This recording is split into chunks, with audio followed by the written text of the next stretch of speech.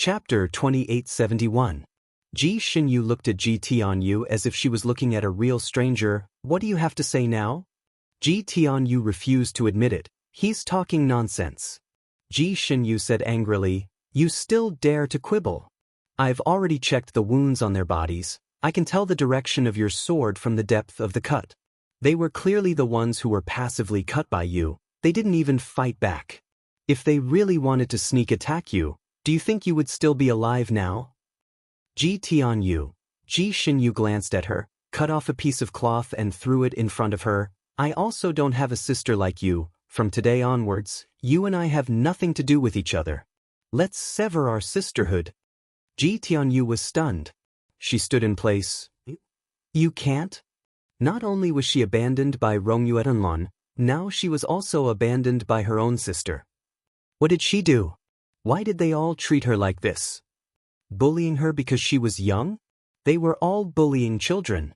Ji Xinyu didn't even look at her, and directly said to the two maids, If you don't mind, you can follow me, I will arrange a place for you. The two maids originally thought they were going to die, but hearing her words, they were overjoyed, but they still cared about their families. It is our blessing that third princess is willing to take us in, but our families are still in the capital. We are afraid that little princess will take revenge. Ji Xinyu had already thought of this. I will write a letter to father, explaining everything clearly. Father is a wise ruler. He will not take his anger out on your families. If you are willing, after you have settled down, you can bring your families here to live together. The two maids fell to their knees and kowtowed to Ji Xinyu. Thank you, third princess. From now on, we will follow third princess, go through fire and water, sacrifice our lives. We will not refuse.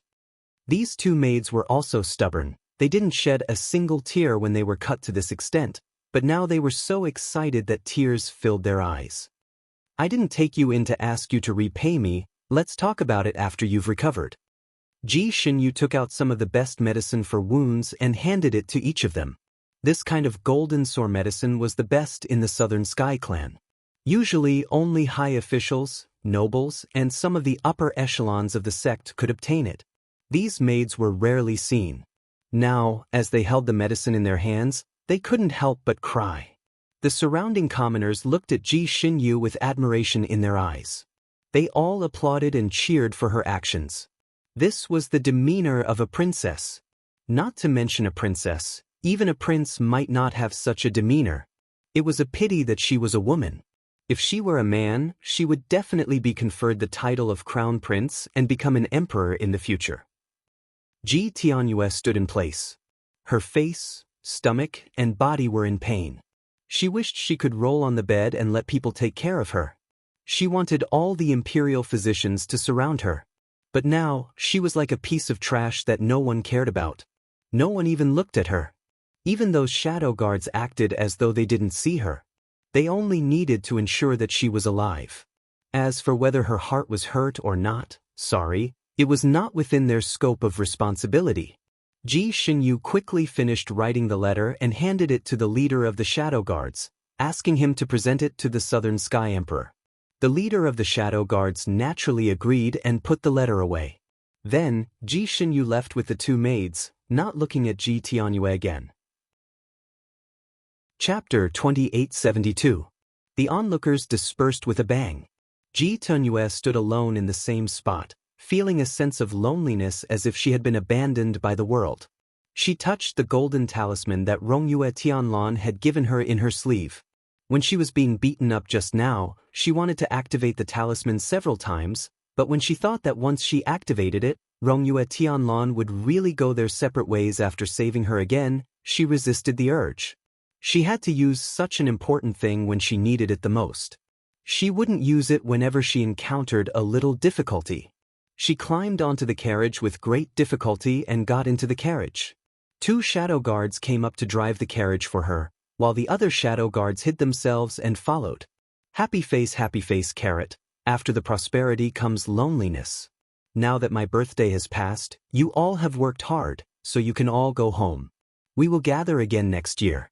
The next morning, Grandmaster Ziyun gathered all the disciples in his room and instructed.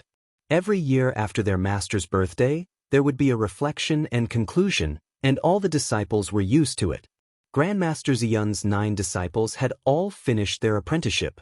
Other than eldest senior brother Feng Wuji, who stayed by their master's side all year round, the other disciples all had their own family businesses, and some even had grand-disciples. Only on Grandmaster Ziyun's birthday could all the disciples gather together. Actually, everyone understood that the reason why their master was so busy with his birthday was to find an opportunity for everyone to really gather and bond. After so many years of contact, everyone's feelings were generally very deep, and every time they broke up, there would be a period of melancholy. Ji Xinyue was also a little melancholy. Everyone else had a home to return to, but she was always floating outside. Other than her mother, all her relatives were not like family. Xinyu. Grandmaster Ziyun suddenly called out her name, calling her back to her senses. Your birthday banquet this time was excellent. It was unique. Master is very satisfied. Master has decided that next year's birthday banquet will be yours too. Ji Xinyue was speechless. She had already racked her brains for a birthday banquet. Wouldn't another one take her life? She was not the kind of person who was full of tricks. She couldn't help but look towards eldest senior brother, hoping that the omnipotent eldest senior brother would save her. The almighty eldest senior brother gave her a look of relief, and Ji Xinyu's pretty face fell. She raised her head to look at her master again.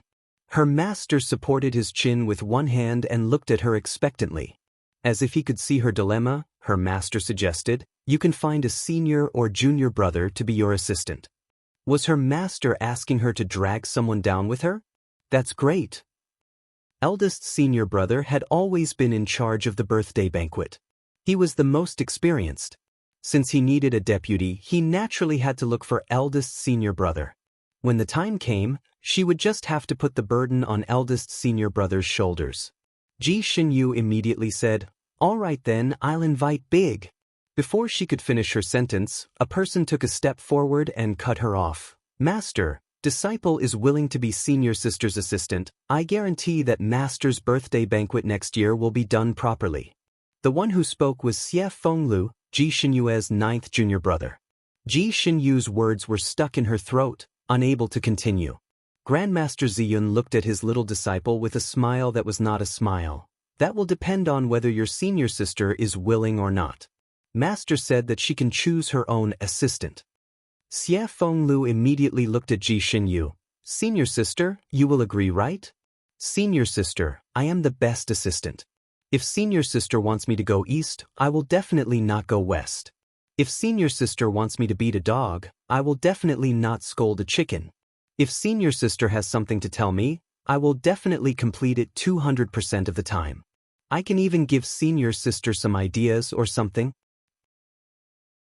Chapter 2873. He looked at her eagerly, his watery eyes full of sincerity. The veins on Ji Xinyu's forehead bulged, but she couldn't bear to hurt his little heart. She naturally couldn't say no, so she nodded in agreement. Xie Fenglio's eyes immediately lit up, and he stood side by side with Ji Xinyu. "Senior sister, we still have a year, we can discuss it slowly." In other words, he could be tied to Ji Xinyu for a year. The veins on Ji Xinyu's forehead bulged again. She was used to being a lone wolf, and was the type of person who ate her fill and didn't have to worry about the whole family. Now, it was as if she had a large burden by her side, and one that was especially noisy. She intuitively felt that her future days would probably be very peaceful. Sect Master Ziyun smiled and agreed. He was very satisfied. This little disciple of his had the most clever ideas, and could be said to be a clever person with all kinds of tricks. It was just that this brat was usually quite lazy. There were several times when Sect Master Ziyun wanted him to hold a birthday banquet for him, but this brat would always use one reason or another to refuse. Now, he had delivered himself to his doorstep. The 2 maids were too heavily injured, so Ji Xinyu invited the best doctor in Sect Master Ziyun to treat them. This doctor was very famous in the Sanin continent, and was known as a divine doctor. The cheapest medicine he refined was worth thousands of gold, and it was the kind that was priceless. He only treated the people of Sect Master Ziyun, and even the 4 emperors might not be able to invite him. The 2 maids had only heard of this doctor's name before, and in their eyes, this doctor was like a god floating in the clouds, and was thousands of miles away from people of their status. Normally, they wouldn't even have the chance to smell the medicine he casually made, let alone treat them.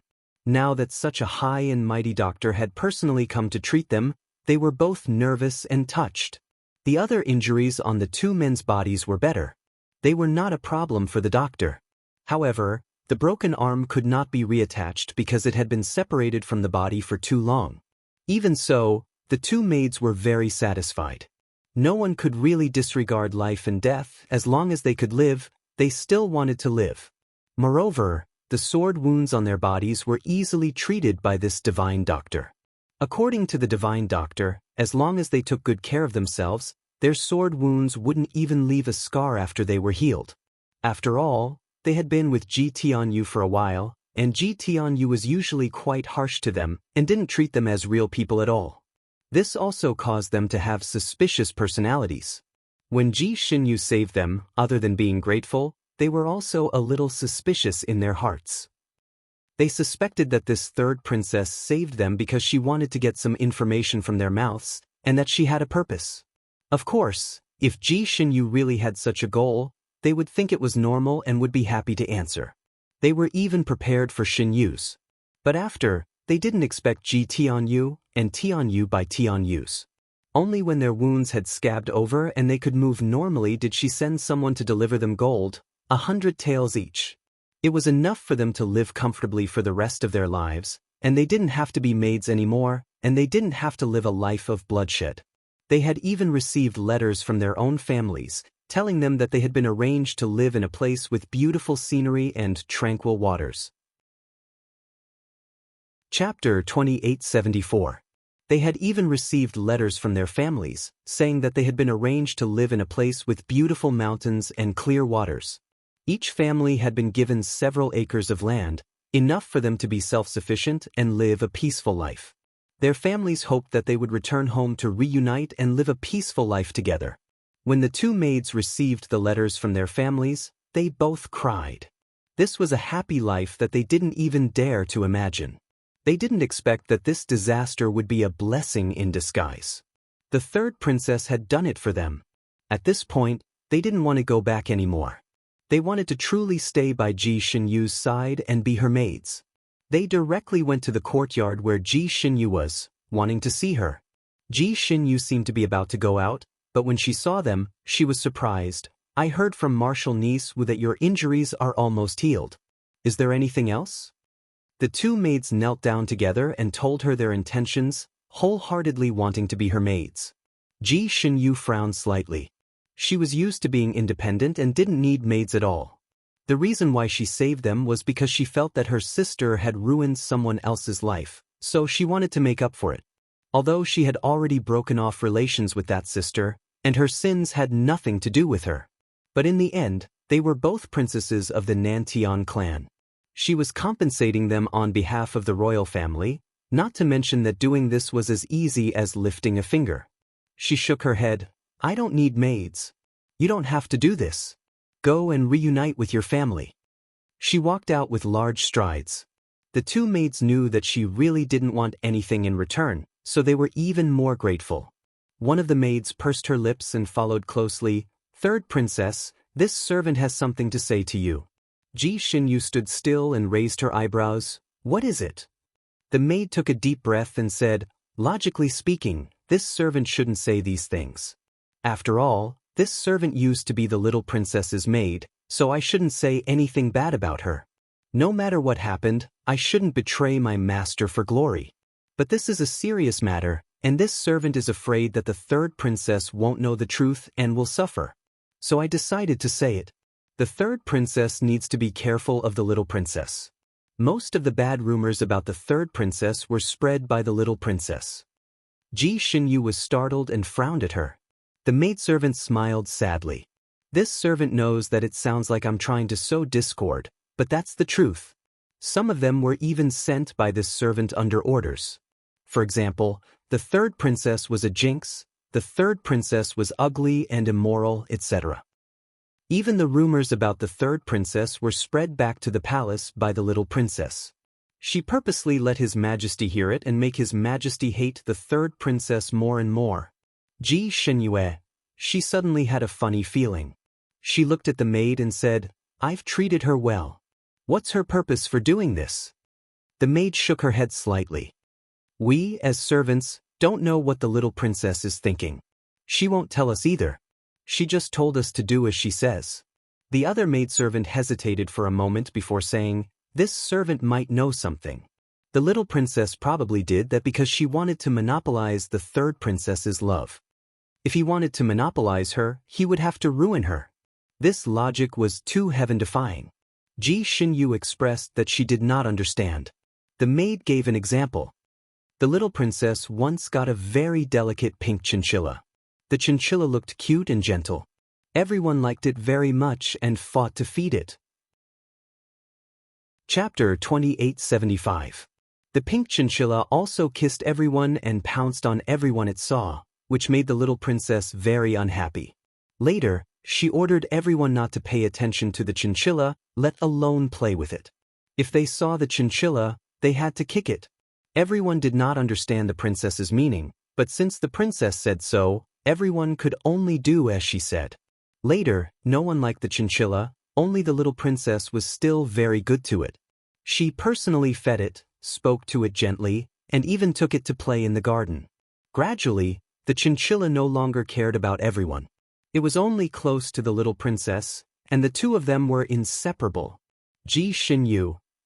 She did know about the chinchilla, because it was not given to her by someone else. It was caught by Xie Fenglu from deep in the mountains. That chinchilla's big round eyes were like a group of pink snowballs. It was so cute. Xie Fenglu originally gave the chinchilla to her, but because she did not have a fixed residence, she was afraid that the chinchilla would suffer with her, so she gave it to her sister who always liked small animals. She raised the chinchilla for 3 or 4 days, and it was very docile and clever. But when she returned to the palace and saw the chinchilla again, it was as fierce as a little leopard. It was hostile to everyone, and when she went to tease it, she was almost scratched by its claws. Ji Xinyu felt that the chinchilla had mutated. Fortunately, the chinchilla was very docile to her sister and followed her step by step, often acting cute and spoiled to her sister. Ji Xinyu thought that it was the chinchilla's habit to only be close to its owner. But it turned out that it was trained through this method. It seemed that she was also treated like a chinchilla by her sister. What about the chinchilla? Did it really die of illness? A chinchilla's lifespan was about 1,000 years. When she gave the chinchilla to her sister, it was still a kitten and disappeared in less than 200 years. Later, when she went back and did not see the chinchilla, she casually asked Ji Tianyu. Ji Tianyu immediately burst into tears, saying that the chinchilla accidentally fell into the lake in the imperial garden and caught a cold. She called many imperial physicians to treat it, but they still could not cure it, and it died in the end. At that time, Ji Tianyu even took her hand to see the small grave for the chinchilla. In front of the small grave, Ji Tianyu cried again. Ji Xinyu couldn't bear to see her little sister cry, so she immediately promised to find an even cuter animal for her. Only then did her little sister stop crying. Later on, she found another cute pet and gave it to her younger sister. Only then did this matter come to an end. That chinchilla didn't fall into the lake by accident. It was forced to drown in the lake by the princess. The one-armed maid finally told the truth. Ji Xinyu. The one-armed maid said, originally, the chinchilla was only close to the little princess, and the little princess also liked it very much. Later, the little princess recruited a new maid in the palace. The little handmaiden was nimble, smart, and lively. She was a good handmaiden. But she liked small animals very much, and she liked the chinchilla very much. She often secretly fed the chinchilla. Even if she was scratched by the chinchilla, she was not angry. She still gave the chinchilla a portion of delicious food. Later on, the chinchilla became closer to her. Occasionally, she would allow the little maid to hug her. Unfortunately, it was seen by the little princess once. The little princess was angry at that time. When the one-armed maid said this, her face was already faintly pale. Chapter 2876. At this point, the one-armed maid's face had already turned pale. When the chinchilla saw her, it tried to get into her arms, but she grabbed it by the neck and threw it to the ground. The chinchilla was injured and cried out miserably on the ground, but the little princess ignored it. Instead, she ordered the little maid who caused the trouble to kill the chinchilla herself. The little maid begged and kowtowed for the chinchilla until her forehead was bleeding, but the little princess refused to take back her order. She even threatened that if the little maid didn't carry out her order, she would send people to kill the little maid's whole family. The maid at the side continued, no matter how much the little maid cried, it was useless. She could only tremble and pick up the chinchilla. According to the little princess's orders, she drowned the chinchilla in the lake. She didn't drown it in one breath, but after it was almost submerged, she lifted it up and pressed it back into the water again after it caught its breath. Every time the chinchilla came out of the water, it would scream and scratch the little maid angrily.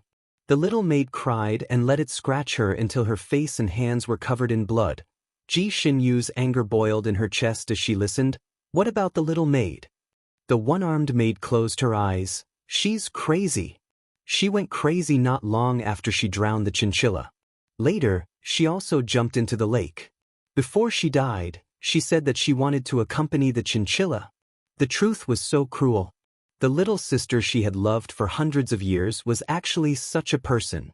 She was considered to be experienced and knowledgeable and had seen a lot of human nature, but she didn't expect to be deceived by a child for so many years. She was so nice to her and wanted to leave all the good things for her. She was actually the biggest ingrate. Ji Xinyu wanted to laugh. She had always thought that her eldest sister and second sister were scum, and her little sister was good. So she had always been harsh to her eldest sister and second sister, but to her little sister, she was as warm as spring. Only now did she understand that a dog that really bites doesn't bark. Ji Xinyu's eyes flashed coldly. It was fine if her little sister didn't provoke her in the future, but if she provoked her again, she would teach her a lesson. She would make her pay the price. What happened that day when she slashed you in anger? Didn't she leave with Rongyue Anlan? Ji Xinyue thought of another question. The single-armed maid bowed and said, the little princess indeed came out with Her Highness Rongyu, but Her Highness Rongyu's expression towards the little princess was very cold, and even said that she wanted to talk to the little princess. At that time, the little princess seemed unwilling, but Her Highness Rongyu said that if they didn't talk about it this time, they wouldn't talk about it in the future. The little princess followed him to the pavilion. No one knew what Her Highness Rongyu said to her, but she started crying. After that, Her Highness Rongyu left on her own, and the little princess began to cry and curse in the pavilion, attracting the attention of some commoners. We were afraid that she would bring down her status as a princess, so we went forward to persuade her to go back to the carriage. In the end, she vented her anger on us. Ji Xinyu frowned slightly. What did she curse and cry about? It seems that Her Highness Rongyu clearly told her to stop pestering him. She cried and scolded him, saying that she had done so much for him, but he didn't want her anymore. The single-armed maid roughly described the scene. When Rongyue Tianlan and Ji Tianyue were talking, they didn't dare to approach them, so they didn't know what they were talking about. He didn't want her anymore? Abandoned after using her? Ji Xinyu actually didn't know how far Rongyue Tianlan and Ji Tianyue had progressed. Chapter 2877. Ji Xinyu actually didn't know how far Rongyue Tianlan and Ji Tianyue had progressed, so this was her first reaction when she heard the two maids' words. Her Highness Rongyue and Ji Tianyue have made a promise to each other? Ji Xinyue's pretty face turned cold. If Rongyue Tianlan and Ji Tianyue had made a promise to each other and then abandoned her, that would be too much of a scumbag. It was tantamount to playing with the feelings of both sisters in the palm of one's hand, and that was something she couldn't tolerate. The two maids shook their heads together. No. Her Highness Rongyue has been gentle and polite to her ever since she met her, and only took her out once on the Daughter's Day. She bought some children's toys for her. Ji Xinyue naturally knew about that time, when they were drinking and admiring the moon together on Admiring Moon Peak. Rongyue Tianlan and Ji Tianyue's interactions were more like a pair of children. After that, Third princess left a letter saying that she wanted to break off the engagement with Her Highness Rongyue, and Her Highness Rongyue left the palace directly. Little princess went to Misty Mountain under the escort of the guards. I was traveling with little princess at that time, and we didn't meet Her Highness Rongyue on the way. Little princess deliberately made people misunderstand that Her Highness Rongyue was in the same carriage as her. After that, Third princess and Her Highness Rongyue successfully broke off the engagement, and Her Highness Rongyue sent little princess back to the Nantian clan. Her Highness Rongyue was outside the carriage the whole time, and other than a few words with little princess across the carriage, they didn't have any other interactions. Little princess came alone to celebrate the overlord's birthday this time, and only met Her Highness Rongyue at the banquet. The one-armed maid had been by Ji Tianyue's side all this time, so she knew the inside story, and said everything at this time. Ji Tianyue. It turned out that she had misunderstood Rongyue Tianlan. Rongyue Tianlan and Ji Tianyue didn't have a marriage promise, but Rongyue Tianlan was good to her for a while, but it didn't seem like the kind of good to a lover, more like spoiling a child. Ji Tianyue Tianlan thought too much, and all the trouble that followed was caused by her. She ruined her own reputation, and wanted to make it a reality. While she was lost in thought, another maid said, Her Highness Rongyue is good to little princess seems to be hiding something. I heard little princess confessing to Her Highness Rongyelt, saying that she wasn't afraid of being a substitute, she only wanted to be with Her Highness Rong, substitute. A substitute. Rongyue Tianlan was inexplicably good to Ji Tianyue. It turned out that it wasn't the kind of love at first sight, but that she was treating her as a substitute. Whose substitute did he think she was? His former lover. He had lived for such a long time, and his appearance was so distinguished and elegant, so it was understandable that he had a lover. She remembered that when he first came to Nantian Palace to cancel the engagement, one of the reasons was that his heart already belonged to someone else. At that time, she had thought that it was just a random reason he had come up with to break off the engagement. Now, it seemed that it was true. Since he used Ji Tianyue as a substitute for that woman, it could be inferred that the woman was already dead. From the looks of it now, Rongyue Tianlan was actually an infatuated person who couldn't bear to part with her old friend. Pooh! A garland of flowers landed on the head of Ji Shenyu, who was in a daze, and a teasing voice rang out, Senior sister, what are you thinking about? Why are you so engrossed? Ji Shenyu finally regained her senses. She took off the garland on her head and casually threw it at Xie Fenglu, who was practically jumping around beside her. Brat, are you looking for death?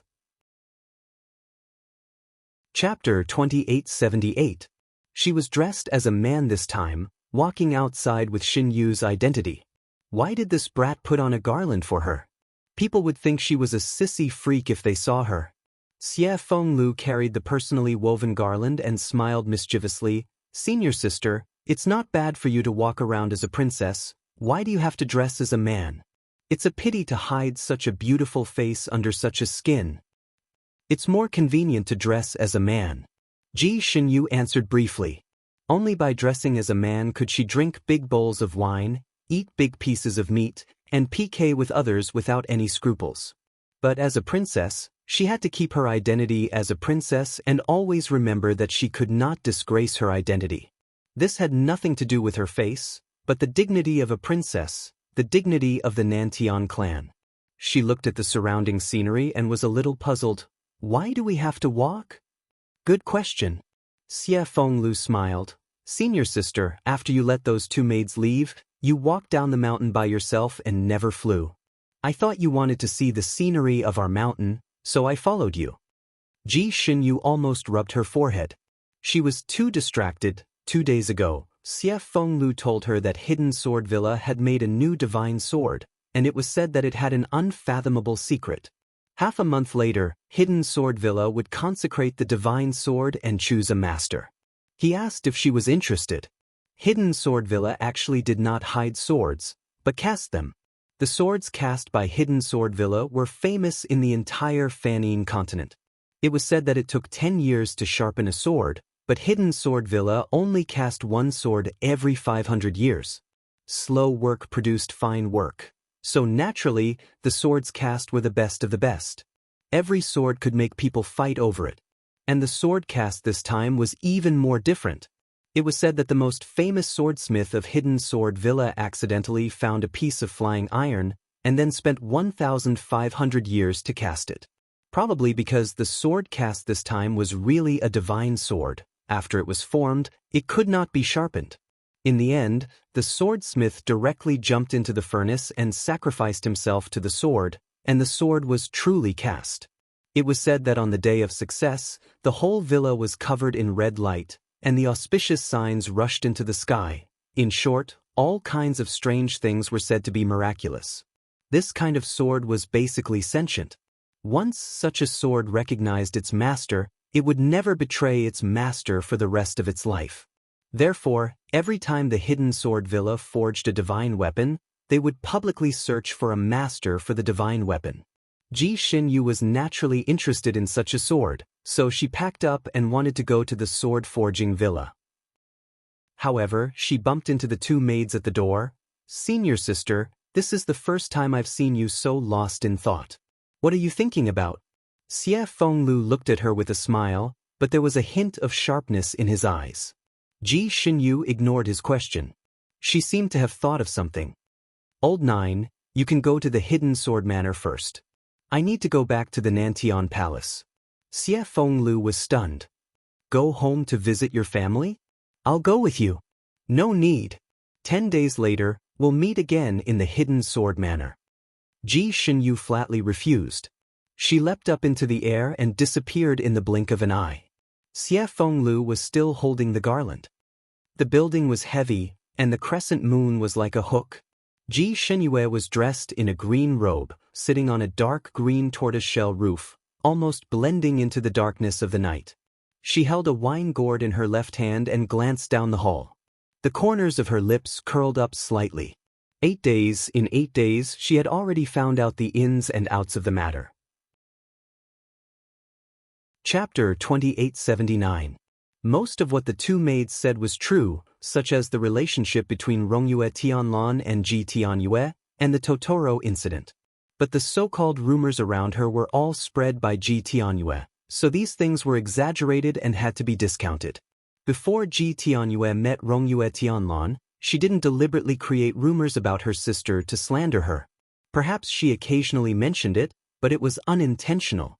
Until Ji Tianyue met Rongyue Tianlan and fell in love with her at first sight, she felt that her third sister was a stumbling block in her pursuit of her husband. Only then did she consciously create rumors, and it became more and more intense. And now Ji Tianyue was locked in this deep courtyard. She had fallen out of favor. Ji Tianyue came back 9 days ago under the escort of the secret guards. When she came back, she cried to the South Heaven Emperor, complaining that her third sister was helping an outsider and taught her a lesson in public. The South Heaven Emperor wasn't someone who was easy to fool. He summoned the secret guards and finally understood the whole truth. He was so angry that his face turned ashen. Even if the princess of a clan was at a disadvantage, she should remain calm and think of ways to salvage the situation, instead of crying and making a scene like a shrew and making a fool of herself. He never knew that his youngest daughter would grow up to be like this, which made him extremely disappointed. He was even more disappointed than when he heard the rumors about his third daughter. His third daughter was rumored to be so unpleasant, not because of herself, but because of many external factors. And this youngest daughter completely did it on her own. And from the description of the guards, he vaguely guessed that Rongyue Tianlan had completely lost interest in Ji Tianyue. He was destined to lose this son-in-law. If he had known, he wouldn't have helped his youngest daughter to force his third daughter to break off the engagement. So much so that the chicken flies away and the eggs are broken. They have truly suffered a double loss. The South Heaven Emperor was regretful and angry. If he looked at his youngest daughter again, she would be repulsive. The love of an emperor for his children was originally not pure. It was mixed with countless politics, and his heart was much colder than ordinary people. So Ji Tianyue's crying complaints not only didn't receive the emperor's pity, but also received a real punishment. She was locked in the cold palace. Without the South Heaven Emperor's orders, no one was allowed to let her out. Those who disobeyed would be beheaded. When Ji Xinyu arrived, Ji Tianyue had been locked in the cold palace for a whole day. That was the real cold palace. The palace was dilapidated, and weeds were overgrown in the courtyard. There were broken tables and chairs in the palace, and there was only a thin blanket on the wooden bed. She no longer had anyone by her side to serve her, and even her 3 meals were no longer timely. Compared to her previous extravagant lifestyle, it was like heaven and earth. The little girl probably couldn't figure it out. For the past few days, she had been crying and making a scene in the cold palace, refusing to eat in a fit of pique, and so on. She screamed until her throat was hoarse, but her father didn't even look at her with pity. In the past 2 days, she probably realized that she had really fallen out of favor. Once her father, who doted on her the most, hardened his heart, her original magic weapon was completely useless. In the past 2 days, she seemed to have accepted her fate. She no longer cried loudly and was willing to eat. It was just that the food she ate was nothing but plain soup. It was so vegetarian that she found it hard to swallow. Ji Xinyue had already investigated everything in the past few days. At this moment, she was sitting on the roof of the palace, listening to the little girl's occasional sobbing and sleep-talking. Her pretty face was expressionless. Ji Xinyue came to the South Heaven Palace in stealth. She didn't show her face, so the people in the South Heaven Palace didn't know of her arrival. 3 days ago, she received a sound transmission from the South Heaven Emperor. The South Heaven Emperor's voice was very loving. Chapter 2880. 3 days ago, she received a transmission from the South Heaven Emperor. The South Heaven Emperor's voice in the transmission talisman was very affectionate. He looked forward to her return home and said that her imperial mother missed her very much. He also said that he had received her letter and had made proper arrangements for the families of the 2 maids. He also taught Ji Tianyue a lesson. He said that he owed her too much these past few years and asked her to return home. He also said that it was not right for a princess of a clan to keep floating outside. He also renovated her palace and bought her many dolls. Ji Xinyu used to yearn for these favors, but now she felt completely cold inside. The love a monarch had for his children was not much different from the love he had for his concubines. It was also filled with calculations and gains and losses. Perhaps this was the norm for the royal family, but she could not get used to it. She did not fit in with the royal family. So she flatly rejected her father's invitation and closed the message talisman. Everything had been investigated clearly. She would not easily return to the inner court of the palace in the future. As for her mother, her father had been treating her well recently, so she did not need to worry. It was already late at night. She was about to get up when a sleep-talking voice came from the palace. "Big sister, third sister?" It was followed by soft sobs. Ji Xinyu paused and lowered her eyes. In the past 2 days, Ji Tianyue had often unconsciously called out to her when she was asleep, followed by crying in the past. Ji Xinyu could not bear to see her being wronged. They were nearly 3,000 years apart. If Ji Xinyu had married early, her daughter would have grown up to this age. So her feelings for Ji Tianyue were actually very complicated. The eldest sister was like a mother, but also like a mother. Every time she came back, she would give the little girl the greatest care, but she did not expect her to be an ingrate. Now, the little girl's crying could no longer move her. However, she was still a little girl that she had loved for hundreds of years. Even though she had seen through her true colors and completely let go of her, she still felt a little upset. Ji Xinyu paused for a moment and smiled. It was unknown whether it was mockery or sarcasm. She turned around and disappeared. In people's impression, the place where a sword was forged must be a fiery place. Because the forging of a sword required extremely hot fire. Some even said that the sword forged from magma was the sharpest. However, the hidden sword villa was built on top of a snowy mountain with a 10,000-year-old glacier, Snow Dragon Mountain. This mountain was extremely steep, reaching straight into the clouds. If you want to go up this mountain, you can't walk. You can only fly. Therefore, even if the people of Hidden Sword Manor were just maids sweeping the floor, they would still have extremely high flying skills. The Hidden Sword Villa was usually extremely mysterious. The mountain gate would not open once in 100 years. There was a barrier on the mountain. When the mountain gate was closed, no one could go up. Therefore, the hidden sword manor was usually a secluded paradise. Outsiders only heard of its name and rarely saw it. According to the master of the hidden sword villa, this was the only way the people in the villa could focus on forging swords and not be disturbed by external affairs. Only when the divine sword chose its master would the gates of the hidden sword manor be opened for a day. On that day, as long as the divine sword had the corresponding skills, they could enter the mountain gates to seek the divine sword. The divine sword would choose its master on that day, and then everyone would be thrown down the mountain together, and the gates of the manor would be closed again. Of course, the hidden sword villa was not a fool. They would give away a treasured sword that they had painstakingly refined for hundreds or even thousands of years. After the divine sword chose its master, the sword master would have to pay a certain price in exchange. Chapter 2881. The price could be big or small, and there were all kinds of methods. Some used secret techniques to exchange for it, some used magic treasures to exchange for it, and some used enough gold, silver, and jewels to exchange for it. After all, such a big hidden sword villa needed to eat. Of course, it wasn't like he hadn't met those poor sword masters who needed to do something for the villa in exchange. No matter what, the divine sword didn't choose a master based on wealth or poverty. As long as one was fated and had the ability, anyone could be chosen as the master of the divine sword. Because the hidden sword villa was only open for one day and it was built on the extremely remote Snow Dragon Mountain, everyone would come early to fight for this opportunity. Some of the more impatient ones even came a few days early. In order to accommodate these people, the hidden sword villa specially built an inn at the foot of the mountain. Because this inn was only used once every few hundred years, it was the kind of inn that didn't open for 100 years and ate for 1,000 years. The price of the room was very expensive and the facilities were not very good. There were only a dozen or so single rooms, and a night stay cost 1,000 taels of gold. The others were all large bunks. Each person would need 50 taels of gold to stay a night. Even so, the inn was still packed with people, especially the single rooms, which were fought over by many rich people.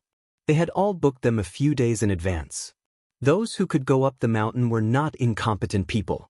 Money was like dirt in their eyes, so most people could still afford the accommodation fee. As for those who couldn't afford it, they could only stay in the big trees outside the inn, in the shacks, or in the straw huts. Ji Xinyu had asked Xie Fenglu to go a few days in advance so that he could book 2 single rooms. Although she was dressed as a man, she still didn't want to sleep with a group of men. She thought that since Xie Fenglu had arrived 10 days early, he would definitely be able to book a good single room. She didn't expect to find out after meeting him that the single rooms had all been booked. Some people even went half a month in advance. When Xie Fenglu arrived, there was only 1 room left. This was because he was fast enough to snatch it. If he was a quarter of an hour later, he wouldn't even be able to keep that room. Ji Xinyu looked at Xie Fenglu's apologetic face and felt a headache coming on. She began to wonder if she should let Xie Fenglu stay in the large bunk and take the single room for herself. She looked around the inn. This inn provided food and accommodation, so the hall of the inn was not small. It was also dinner time, so there were many people in the hall, and most of them were in pairs. Ji Xinyu was confused. Because there were not many women who practiced martial arts on this continent, and the swords produced by the hidden sword villa were all majestic and vigorous, most of the people who came here to ask for a sword were heroes from all walks of life. There were almost no women. The number of women who came this time could only be described as dazzling. There were more than a dozen of them in the hall.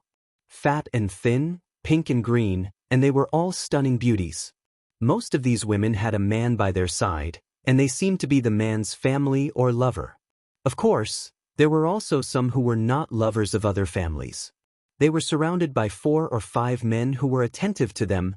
Ji Xinyu and Xie Fenglu sat down at a table. After looking around, they asked, "Why are there so many women here?" Xie Fenglu poured her a cup of wine. "Brother Xin, you probably don't know, but this time, the 1,000-year divine sword that the hidden sword villa wants to recognize as its master is a female sword." Because in front of others, Xie Fenglu automatically called her brother Xin. Female sword? So there's also a male sword? Ji Xinyue raised her eyebrows. She knew that swords were divided into male and female. Chapter 2882. She knew that swords were divided into male and female, but it usually referred to the Mandarin duck swords. A long and wide sword was the male sword, while a sharp and thin sword was the female sword. The appearance and style of the sword were all the same.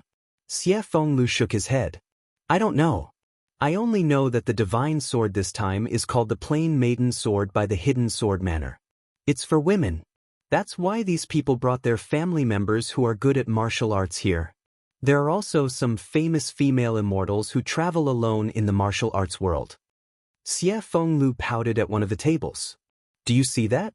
That's the plain maiden Yu Shueshan. She had taken the second room in the inn. That room was specially reserved for her by immortal monarch Lu Hui. Ji Xinyue had heard of Yu Shuesheng. She was born in a humble family, but she was very beautiful. She also learned a lot of skills in a big sect, and her martial arts had reached the level of an immortal. She was cold and arrogant, and was called the #1 ice beauty in the martial arts world. Ji Xinyue had only heard of her before, but this was the first time she saw her in person. Yu Shuesheng sat there in a white dress. Her skin was as white as snow, and her eyes were full of spirit. Her every move was like the wind returning to the snow. She was indeed an ice beauty. Her pretty face was always tense, as cold as ice. Sitting across from her was a man in luxurious robes. He was none other than Lu Hui Immortal Monarch, who was known as the richest young master in the Sanyin continent. Lu Hui Immortal's martial arts were not peerless, but he had a good father. It was said that the Lu family was even richer than the 4 emperors, so Lu Hui Immortal was very extravagant. Wherever he went, he was like a child of wealth. His favorite saying was, "This young master will pay for all the food in this restaurant. Everyone eat as much as you want." Thus, he was very popular wherever he went. He had a lot of friends around him, and there were also a lot of women around him. According to Xie Fenglu, the pioneer of gossip, Lu Hui Immortal Monarch had originally brought along a charming female companion, and wanted to fight for that sword for her. After booking the room, he accidentally saw Yu Shuesheng. He was shocked and immediately drove away the female companion he had been doting on. He began to fawn on Yu Shuesheng, and even gave his room to her. This was why the single rooms were full so many days in advance. He had brought his family and there were many women. Naturally, all of them wanted a single room. The Hidden Sword Manor had probably expected this situation, so they changed the main hall, which originally only allowed people to sleep on the bunk beds, into small rooms that looked like pigeon cages, for the women who came late and did not book a single room. Even these small rooms were not cheap, and each one cost 100 taels of gold. Fortunately, these women's appearances were pretty, and some of the male heroes who wanted to curry favor with them paid for them. Xie Fenglu briefly explained the situation and chuckled. "Senior sister, if you reveal your true appearance, there will probably be a lot of people who will want to give their single rooms to you. These women won't have anything to do with you." Ji Xinyu glanced at him from the corner of her eyes. "I think that if you dress up as a woman, you'll also be a great beauty. There will also be people who will give you a single room, so you don't have to sleep in a shared bed, right?" Xie Fenglu. He blinked and looked like he was about to cry. "Brother Xin, you and I are brothers. I specially booked this single room and even added a bed. At night, we brothers can talk by candlelight. You actually want to drive me out to sleep? How can you bear to do this?" Chapter 2883. Although his voice was not loud, the people at the next table were all experts among experts, so they naturally heard him clearly. Countless pairs of eyes looked towards Ji Xinyu and Xie Fengliu's table. Ji Xinyu and Xie Fenglu were both dressed in men's clothing, and their appearances were both handsome and outstanding. Xie Fengliu's baby face was especially likable. The two of them sat there like pearls and jade, reflecting each other's brilliance. Although Xinyu and Xie Fenglu were very famous in this continent, there were not many who really knew them. After all, one of them was often in the Purple Cloud sect, while the other kept a low profile. In the end, there were still 2 people present who recognized them. These two people were originally talking in a low voice, but when they heard the commotion, they looked over. One person's eyes lit up as he called out, "Brother Shen." He walked over with large strides and sat down beside Ji Xinyu. His wolf claw touched her shoulder. "Brother Shen, I've finally found you." The veins on Ji Xinyu's forehead jumped 3 times in joy. This person was none other than Rongyue Tianheng. The other person also walked over and cupped his fists towards Xie Fenglu. "Young Master Xie, what a coincidence, we meet again." This person's face was like jade, and his eyes were like bright stars. He was actually a handsome man. Ji Xinyu did not know this person, but she knew that he was an old acquaintance of Xie Fenglu. He raised the wine cup in his hand, just in time to block Rongyue Tianheng's wolf claw. "Tianheng, it's rare for us to meet, let's have a drink." Rongyue Tianheng had always accepted Xinyu's wine, and immediately gulped down a cup. The two of them took advantage of the situation and sat down at their table. The handsome young master sat down beside Xie Fenglu, but Xie Fenglu obviously did not welcome him. "What are you doing here?" The young master smiled slightly. "Of course I'm here for the divine sword." Xie Fenglu raised his eyebrows. "That's a female sword. Could it be that young Master Huang also has a girl he likes?"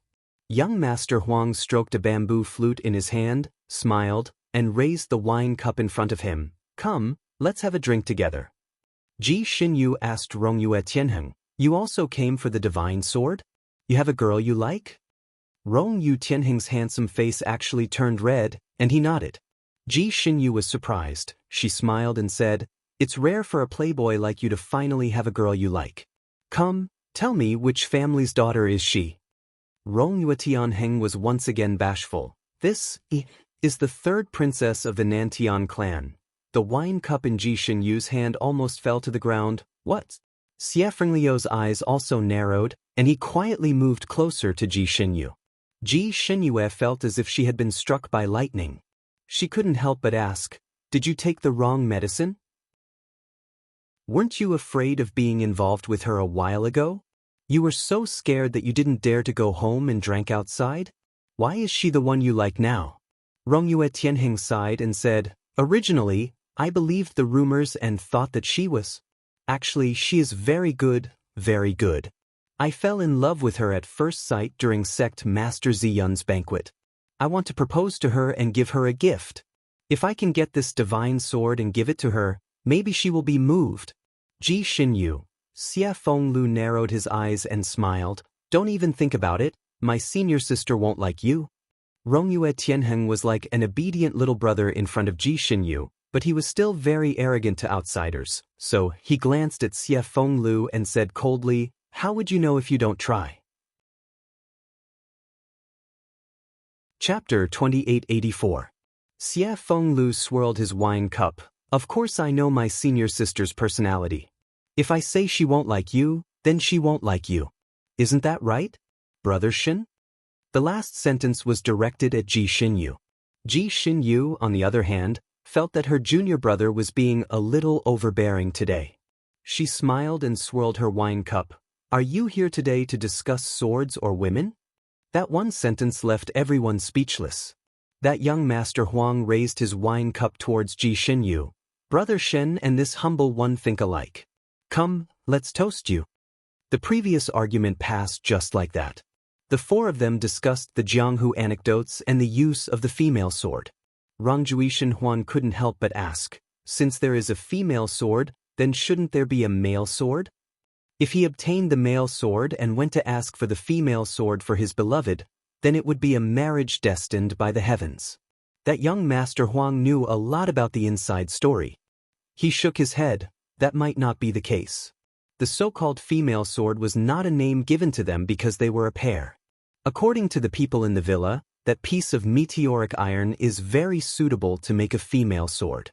The master swordsmith once wanted to make it into a normal sword, but he couldn't succeed, so that's how it is. Ji Xinyu was finally relieved.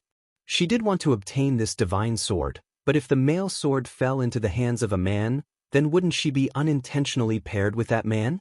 She didn't want that. Since it was a single sword, then it didn't matter. She was determined to obtain this sword. Just as she was thinking about this, Rangjui Shinhuan suddenly patted her shoulder. Brother Shin, I'm not late. I booked a good room, why don't you sleep in my room tonight? We brothers haven't talked in a long time, we can chat. Before Ji Shinyu could say anything, Xie Fenglu exploded. Absolutely not. Brother Shin came with me, she can sleep in my room. My room is good, it's sunny. This young master's room is good, it's bigger than yours. Your room is too cramped. My room isn't cramped. It's more than enough for 2 big beds. If you don't believe me, ask Brother Huang. He's sharing a room with me now. Huh? There are already 2 people in your room, and now you're asking Brother Shin to go over. Are you planning to squeeze in with the 3 of you, or are you trying to chase Brother Shin out? Young Marquis, you're being too unkind. Young Master Huang had a good temper. He looked at Xie Fenglu and smiled, trying to smooth things over. That doesn't matter. I can squeeze with Brother Xie. This young Marquis is indeed very loyal to Brother Shin. These past few days, he has often been talking about how loyal Brother Shin is. Every time he opens his mouth, he would say, Brother Shin. It can be seen that their relationship is really good. Why don't we let the young Duke and young Master Shin share a room and get to know each other better? Xie Fenglio's handsome face darkened, and he slammed his wine glass on the table. Master Huang, Rong Yue, and Tianheng raised their eyebrows. Why not? Xie Fenglu opened his mouth, and just as he was about to come up with another reason, Ji Xinyu, who was at the side, lightly put down the wine cup and smiled. I am very touched by your enthusiasm, Tianheng. It's rare for you to have this kind of heart. I am very happy. However, you've known me for a long time, so you should know that I have a bad habit. No matter where I go, I like to sleep alone. I'm not used to sleeping with others. Chapter 2885. Since there are 2 big beds in Tianheng's room, there should be no problem for 3 people to sleep in. Fenglu, you can go and squeeze with them. Rong Yushenheng, young Master Huang, Xie Fenglu. Rong Yushenheng looked at Xie Fenglu with disdain. 2 people can sleep in my room, but 3 people is too crowded. Xie Fenglu also snorted. I won't sleep in the same bed as 2 stinky men. Brother Shin, let's share a room. Ji Xinyue frowned slightly. Rong Yushenheng and that young Master Huang didn't know her background. It was fine if they made such a request, but why did Xie Fenglu want to join in the fun? There was something wrong with this kid recently. Just as they were arguing incessantly, the owner of the inn suddenly walked over and bowed towards Ji Xinyu. Is it young Master Xinyu? The entire hall suddenly became quiet. Everyone who came here knew that the owner of the inn was more arrogant than the sky. No matter who he saw, he would ignore them. Even if a prince or a prince came, he would ignore them. Even the waiters here were extremely arrogant and didn't know how to greet the guests. No matter who came, they would ask for a room according to the order and serve the food according to the order. They would never take the initiative to greet the guests. As for the owner of the inn, he was a mysterious figure who showed his face but not his tail.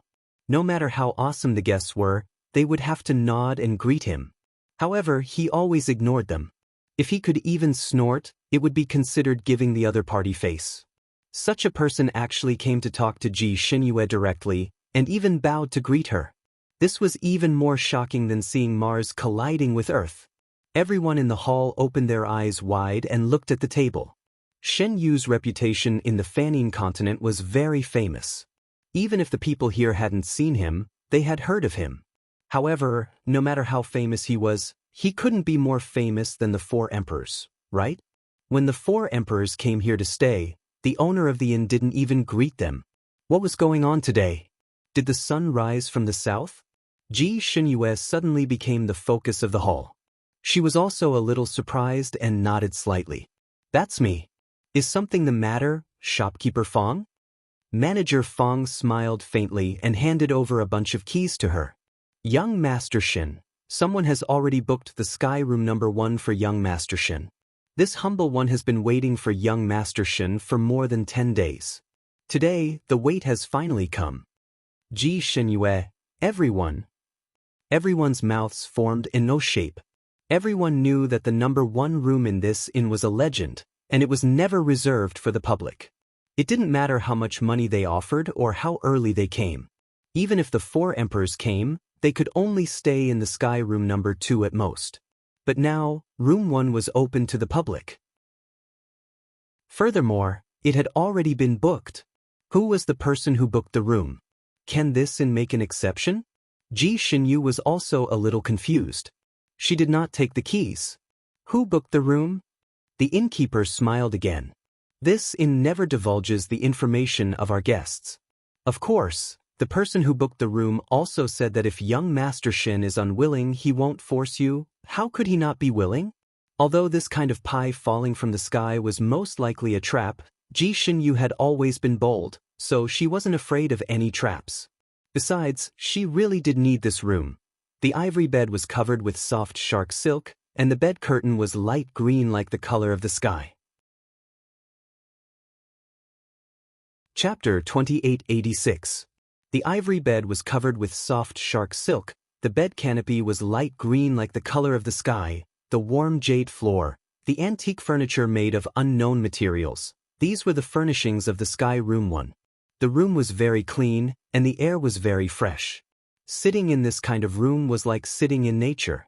But everyone knew that this inn was built on the peak of a snowy mountain. The outside was covered with ice, and every night, the north wind would blow, snow would fill the sky, and a drop of water would turn into ice. If it wasn't so cold, everyone wouldn't have tried so hard to squeeze into the inn. They were willing to be slaughtered here. The furnishings of the other rooms in the inn were almost the same. Ordinary bed, ordinary furniture, ordinary floor.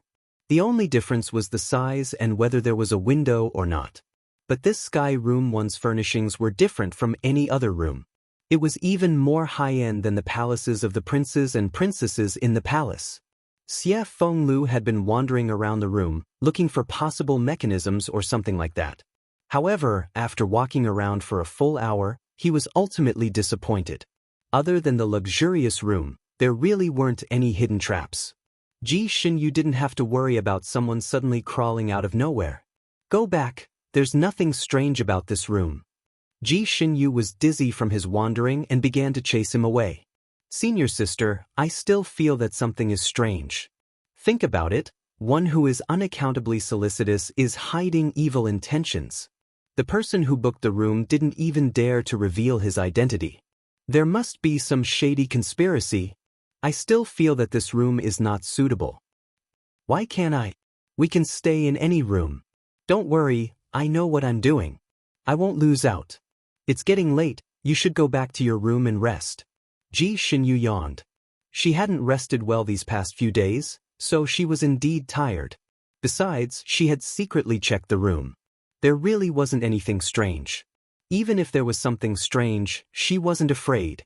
Xie Fenglu still wanted to say something, but Ji Xinyu was already impatient.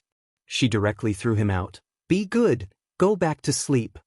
The door closed with a clang, directly shutting Xie Fenglu out. Xie Fenglu. He looked at the room door that could only be opened with a key and paused. He didn't believe that there wasn't something fishy going on. He didn't believe that there was such a person who didn't ask for anything in return and hid his identity to treat his senior sister well. There must be some conspiracy.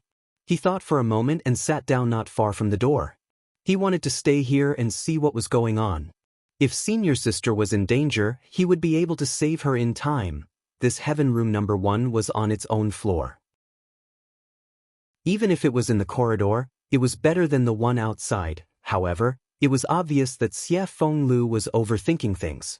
He had been standing guard here for an hour, but he did not hear anything from the room. That room was so luxurious, and the soundproofing was excellent. Even if there was any movement inside, it probably wouldn't be heard, right? Xie Fenglu was worried again. He was about to knock on the door when light footsteps came from the stairs. His heart stirred and his figure flashed. He hid in a shadow and looked outside. Sure enough, 2 people walked up the stairs. However, Xie Fenglu was a little surprised to see them. It was Yu Xueshang and Lu Hui Immortal Monarch. Even in the cold weather, Lu Hui Immortal Monarch was still waving a folding fan, carefully fanning away the dust on Yu Xueshang's dress. Chapter 2887. Lu Hui deity was still waving his fan in the cold weather, carefully fanning the dust off Yu Shuashang's dress. Shuashang, don't worry. It's fine if this room isn't open to the public, but since it's open to the public, I'll definitely get this room for you. You're the only one in this world who deserves to live in a room like this. Yu Shuashang was indeed worthy of being called the Ice Snow Fairy. Her beautiful face was still cold as she nodded slightly and finally opened her mouth, but it was only 2 words. Thank you. Xie Fenglu raised his eyebrows high, crossed his arms, and looked at her coldly. Although he felt that his senior sister's room was not very reliable, and he wanted nothing more than to persuade his senior sister to move into his room, it did not mean that he felt that his senior sister did not deserve to live in this room. If there was a woman in this world who was suitable to live in this room, it would only be his senior sister. As for the others, this fairy Shuashang was not even worthy of carrying his senior sister's shoes. Lu Hui deity was probably really mesmerized by her beauty, as he directly knocked on Ji Xinyue's door. Ji Xinyue had also checked the entire room and did not find anything wrong. She even found a very magical place. The spiritual energy in this room was much more abundant than outside. It was very nourishing. She had been running around for the past few days and was actually very tired, but after staying in there for less than 2 hours, she felt much more relaxed. It was even better than sitting for 2 hours. She naturally would not let go of such an opportunity. She wanted to have a good night's rest so that it would be convenient for her to go to the Sword Mountain Manor tomorrow. She had just meditated for less than a quarter of an hour when there was a knock on the door. She frowned. Who is it? Lu Hui deity immediately said, Deity Shen, it's me, Lu Hui deity. Please open the door. This immortal monarch has something to discuss with divine monarch. Why was this prodigal deity looking for her? Ji Xinyue was still a little puzzled. She knew that this deity had a very clingy habit. If she did not talk to him, he would probably keep harassing her outside the door. Ji Xinyue opened the door and leaned against the door frame, looking at the 2 people in front of her. What's the matter? Although she left the door open, there was a screen painted with mountains and rivers. Therefore, although the 2 of them took the opportunity to look inside, they couldn't see what was inside. He only felt that this screen was very quaint and valuable, and the air in the room was extraordinarily fresh. Yu Shuashang's eyes lit up. Her eyes were filled with envy as she looked at the room. Lu Hui immortal monarch also took the opportunity to explain the purpose of her visit. Xin Yu, who was disguised by Ji Xinyue, was one of the top figures in the Fanning continent. Therefore, Le Club Immortal Monarch didn't dare to be rash and spoke tactfully. They simply said that the snow-clad fairy was not very comfortable staying in the Sky Room number 2. They had originally wanted to book the Sky Room number 1, but they did not expect that it had already been booked by someone else. They had been waiting for the original owner to come, and only today did a guest arrive, so they wanted to switch rooms with Ji Xinyu. They also said that they were all men, so it did not matter which room they stayed in. They should take care of the woman and make her stay more comfortable. A woman like Yu Shuashang should live in the best place. Of course, what Lu Hui immortal monarch lacked the least was money. He proposed to give Ji Xinyue double the room price. His words seemed to praise Yu Shuashang to the heavens, as if Ji Xinyue did not agree to the exchange, she would not have any tender feelings for the fairer sex and would be unforgivable. Chapter 2888.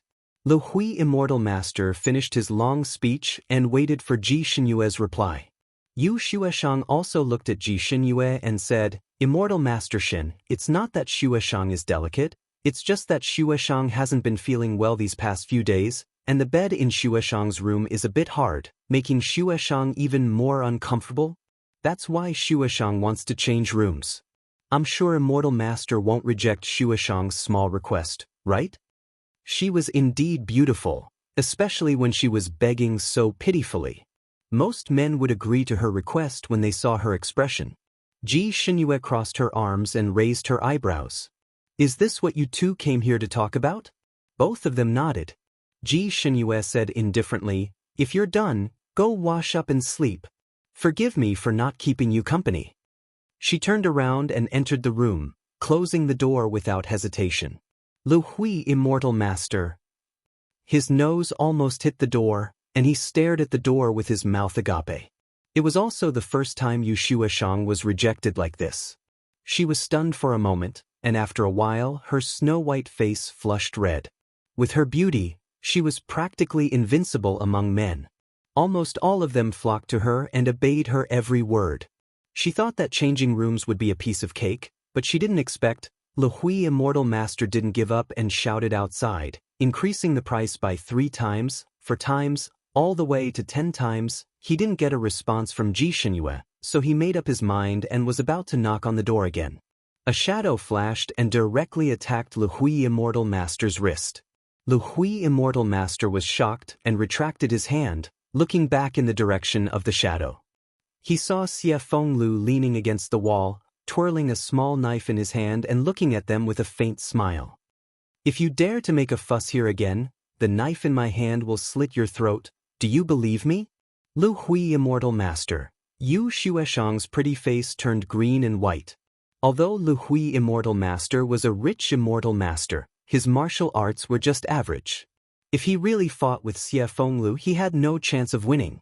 Although Yu Shueshang had a good reputation on the continent, her kung fu was only slightly better than most women. At most, she was slightly better than Lu Hui deity. If she really fought with Xie Fenglu, she had no chance of winning. She didn't expect that there would be 2 men who didn't treat her like a pot of vinegar today.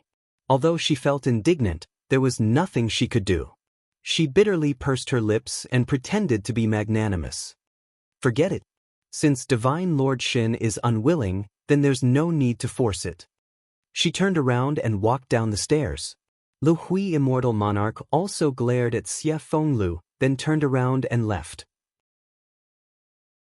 Ji Xinyu also thought that something was going to happen tonight, but after a night had passed, when she woke up, the room was still quiet and nothing had happened. Of course, the person who booked the room for her never showed up. Recently, she had been risking her life a little more. After getting injured a few times, she had not fully recovered and had been busy with other things. Therefore, her skills had always been in a half-assed state. But after sleeping here for a night, she actually felt refreshed, as if she had meditated for a year. Almost all of his power had been restored. Not only was there no trap in this room, but it was also a rare paradise. More importantly, Ji Xinyu searched the room again and again, but she couldn't find where the abundant spiritual qi in the room came from. It was very easy for her to freshen up now. A cleansing spell could solve the problem.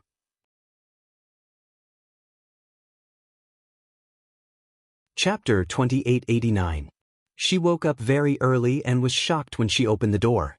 Xie Fenglu was sitting by the door, leaning against it and sleeping. When she opened the door, this guy fell in. Fortunately, this guy immediately woke up and jumped up. He rubbed his eyes and looked at Ji Xinyu from head to toe. Are you okay? This guy probably didn't sleep well. His hair was messy and he looked like he had just woken up. Ji Xinyu looked at him in surprise. You've been sleeping here? Xie Fengliu's baby face blushed slightly, but his eyes rippled as he looked at Ji Xinyu. He nodded heavily. Yes. She must know that he chose to stay here because he was worried about her. She must be touched. Ji Xinyu looked at the long carpet in the corridor and then looked at him. She suddenly understood. Your room is so bad, it's not as comfortable as this corridor? Xie Fenglu was speechless. Someone laughed. Xie Fenglu turned around angrily and saw that young Master Huang was standing there, smiling at him. Ji Xinyu knew that this young Master Huang had a very poetic name, Huang Qinglu. This person was unknown in the Fanian continent and Ji Xinyu had never heard of his name. This person looked gentle and elegant and was very low-key. There didn't seem to be anything special about him. But Ji Xinyu knew that this person was extraordinary. The men who could come to this snowy mountain were not bad at martial arts. Even most of the women were very famous in the Jianghu. Otherwise, they wouldn't have the confidence to get the divine sword. Which one of the men who stayed in this inn wasn't a famous character? But this Huang Qinglu seemed to have popped out of the ground. He didn't have a name, but he easily came here. Ji Xinyu could be considered to have a good eye for people. Normally, when a person passed by her, she would be able to roughly guess how deep their martial arts were. But she couldn't see through Huang Qinglu. She couldn't even tell if he had martial arts. This kind of person either didn't have any martial arts or was unfathomable. Ji Xinyu felt that the latter was more likely. After all, they had drunk together before. Ji Xinyu nodded at him and went downstairs. "What are you laughing at?" Xie Fenglu looked at Huang Qinglu coldly. Huang Qinglu raised his eyebrows and his eyes flashed with interest. "I can't laugh? Do you want me to cry when I see this scene?" Xie Fenglu glanced at him again and said in an even colder voice, "Don't even think about hitting on her. She's my bottom line." Huang Qinglu leaned against the wall. There was still a smile on his handsome face, but his eyes were faintly cold. "Do you really like her?" Xie Fenglu lifted his foot and walked down, leaving behind a sentence, "You're meddling too much. Whether I like her or not has nothing to do with you. Also, don't show up in places where you shouldn't be." In the blink of an eye, he went downstairs as well. Huang Qingliu's slender white jade-like hand twirled the bamboo flute, looking at his back thoughtfully. Today was the day the immortal sword chose its master. The innkeeper brought everyone to the foot of the mountain. The peak was tens of thousands of feet high, covered by clouds and fog, making it impossible to see the peak. Although it was called a mountain, it was actually an ice mountain. The entire mountain seemed to have been polished out of ice and snow. The ice wall was so bright that it could be used as a mirror. The innkeeper cast a spell with his fingertips. A moment later, he pointed upwards. A muffled sound came from the peak of the mountain.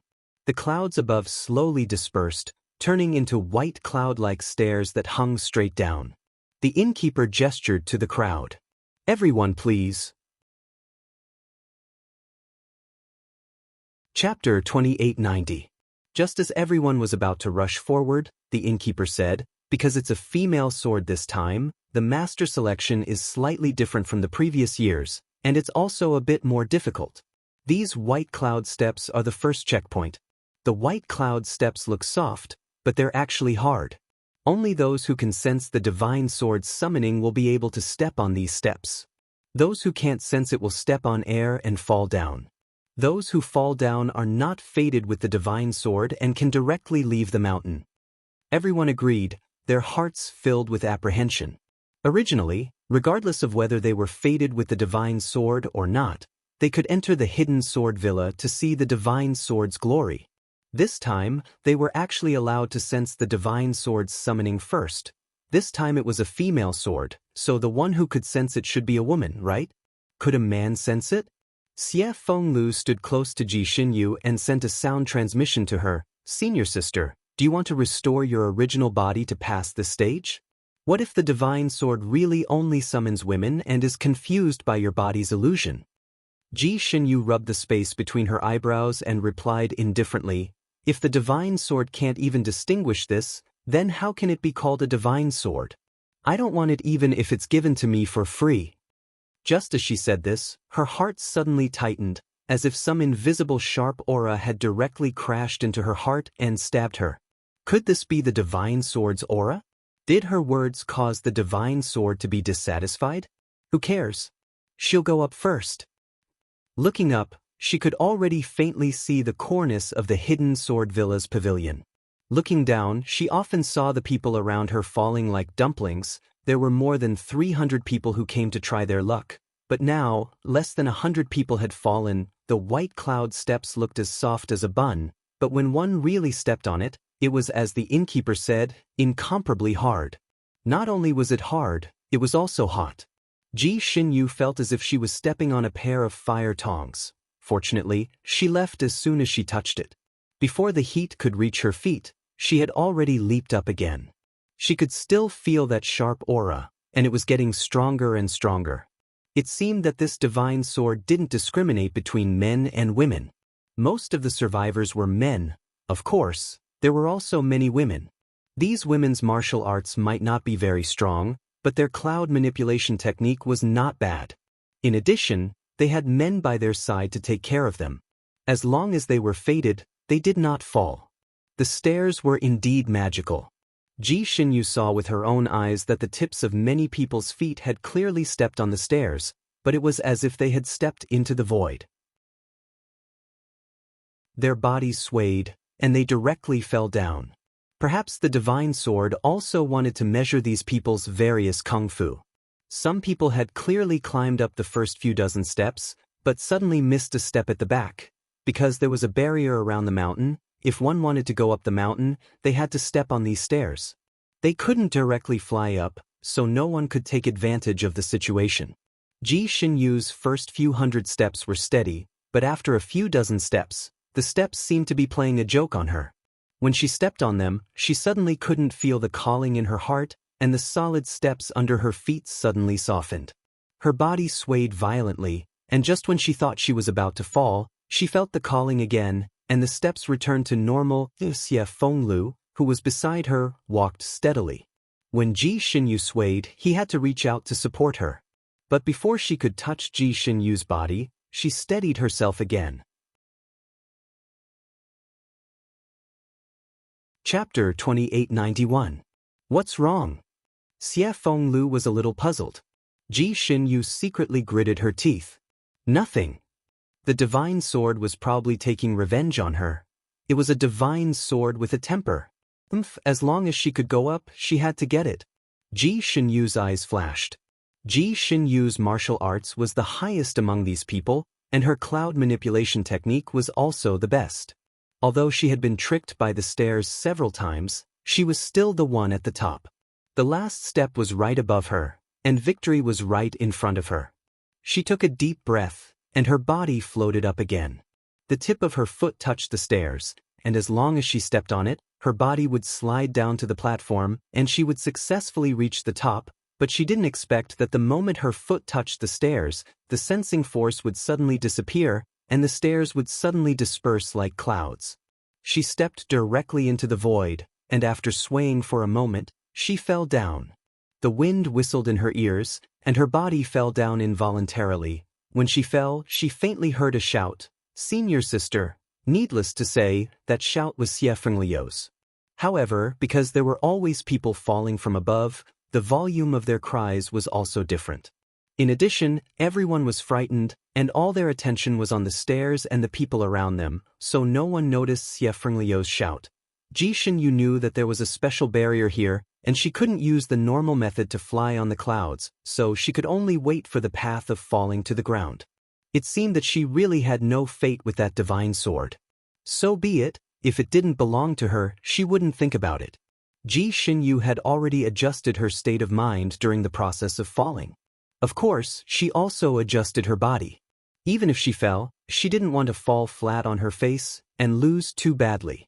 Just as she was about to fall to the ground, the stairs that had disappeared suddenly reappeared, and her feet landed on it. Ji Xinyu stood at the bottom of the stairs, a little stunned. What was this? Was she eliminated or not? The others who fell all fell to the bottom and were eliminated cleanly. After all, they were all experts. Even if they fell from a high place, they did not fall too badly. Most of them were still able to stand and land on their feet. Because the people were still descending, everyone wanted to see how many people had successfully reached the top. Therefore, most people did not leave after landing. After landing, they joined the spectators below in dejection, looking up to see others flying in the air. Ji Xinyu's abnormality naturally fell into the eyes of the spectators below, and everyone was a little confused. Was this even possible? Some of the people who were unwilling to give up after landing on the ground had a thought and also jumped down the stairs. But as soon as his feet touched the ground, the stairs disappeared under his feet, and he rolled down the stairs again. However, this time, they were not as lucky as the first time. This time, they fell hard on the ground. After a few people tried it, they all fell flat on their backs. They couldn't be more embarrassed. Obviously, this staircase did not allow anyone to have a second chance. Ji Xinyu frowned as she stood on the steps. At this moment, she could already feel the strong calling, but she raised her head and looked up, not planning to go up again. If all of this was the work of that divine sword, then that sword was simply too petty. She only said a few bad things about it, and it used this method to torment her. Very well, she didn't want it anymore. Chapter 2892. She could rely on her broadsword to make a name for herself on this continent, so why should she be so obsessed with a sword? Although Ji Xinyu was competitive, she was not obsessed with things, perhaps because she was used to being abandoned when she was young. According to her, she would also abandon the things that abandoned her. No matter if it was people or things, she jumped up, and instead of flying up, she directly jumped down. Everyone stared at her in disbelief, unable to believe that she would give up this second chance that was hard to come by. This flight of stairs was a few hundred feet from the ground. She could reach the ground in the blink of an eye, and before everyone could exclaim and sigh, Ji Xinyu had already landed. Just as she was about to land, a white light suddenly flashed under her feet. Suddenly, a huge cloud appeared out of thin air. Ji Xinyu's body landed on this cloud. Not only did this cloud cover her body, it also had the function of a spring bed. Just as Ji Xinyu's feet landed on the cloud, a huge rebounding force suddenly appeared under her feet, and her body involuntarily rose into the air. Everyone's mouths were wide open as they watched her shoot up into the sky like a cannonball, disappearing in the blink of an eye. What kind of state was this? What was that huge cloud? The cloud was still there, and some curious people couldn't help but jump up and land on the cloud, wanting to take a look and see what was so strange about it. Anyway, the cloud wasn't high, so they could go up without flying. The cloud was no different from a normal cloud. It was surrounded by clouds and was illusory. They couldn't borrow any force from the cloud, so they directly fell back down. The cloud dissipated quickly, and the mountain returned to its original cloudy state. Even the stairs disappeared. There were more than 300 people, and more than 240 people fell. In this round, 4/5 of them were eliminated, and less than 1/5 passed. This result was within everyone's expectations. After all, there was only one divine sword, and there were so many people who wanted it. Everyone was actually very envious of Xinyu. He had fallen and joined the eliminated group, but he was bounced back up by a cloud. He was so lucky. The Jade Pavilion was made of jade and jade. In a large hall made of countless ice blocks, there were already more than 10 tables set up. The banquet was sumptuous, with all kinds of delicacies. There was a group of dancers dancing in the middle of the hall. The dance performed by the female dancers was also different from a normal dance. They were performing a sword dance. The cold light came and went, and her figure was as nimble as a willow. It was quite interesting. The tables in the hall were already filled with people. There were 4 people per table, so there were exactly 12 tables.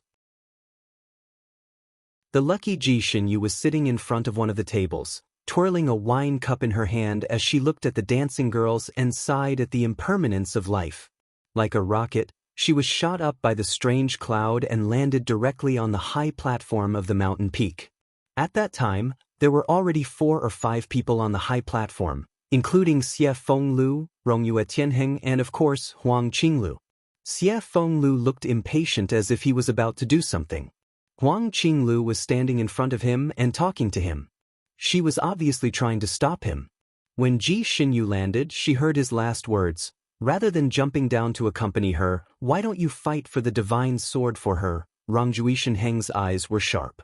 Before Ji Xinyu landed on the ground, he rushed over with a shout of joy. Brother Xin.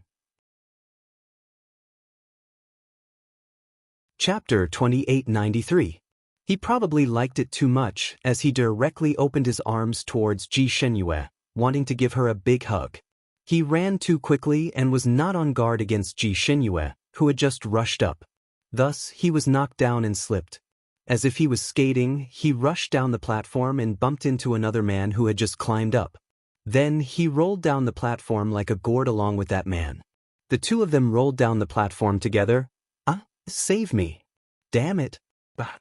Below the platform, the two people's cries and curses could be heard. In the blink of an eye, they were far away. Ji Xinyu. She stood on the high platform and looked down. She watched as the two figures disappeared into the clouds and mist, disappearing without a trace. She rubbed her hands guiltily. She really did not do it on purpose. Xie Fenglu was naturally overjoyed when he saw her jump up safely. He immediately rushed over. Brother Xin. Ji Xinyu hurriedly grabbed him. Don't fall, She directly pulled him to a safe place, so that he would not have the same fate as Rongyue Tianheng. Brother Shin, how did you come up again? Did you bump into anything? Are you hurt? Xie Fenglu asked a bunch of questions the moment he opened his mouth. Ji Xinyue was also a little confused at that time, so she just shook her head. Don't worry, I'm not hurt. When she looked up, she saw Huang Qinglu standing there, his eyes flashing. The two of them looked at each other, and Huang Qinglu smiled. Congratulations, Brother Shin. His smile was bright and clear, but Ji Xinyu didn't know why, but she felt a series of alarms in her heart. She was always on guard against this person, so she nodded at him and said, Many thanks, and congratulations to Brother Huang for passing. Without Rongyue Tianheng, the original 4-person group became a 3-person group. Xie Fenglu was very pleased with Rongyue Tianheng's fall. Ji Xinyue was a little worried. After all, she was the one who knocked him down. She did not know if he was hurt. Fortunately, after a while, the voice transmission talisman on Ji Xinyue's waist rang. Ji Xinyue picked it up, and Rongyue Tianheng's angry voice came from the talisman. Brother Shin, you must get that divine sword. I fell down so unjustly. There was another person beside him who shouted angrily, Unjustly? I am even more wronged. I finally managed to rush up, but you smashed me down. You unlucky bastard, compensate me. Compensate your ass. Young master didn't hit you on purpose? Compensate you, right? I'll compensate you with a few punches. Then, the sound of fighting came from the other side. Ji Xinyue. Hearing Rongyue Tianhuan's voice, she knew that he wasn't injured and was finally relieved.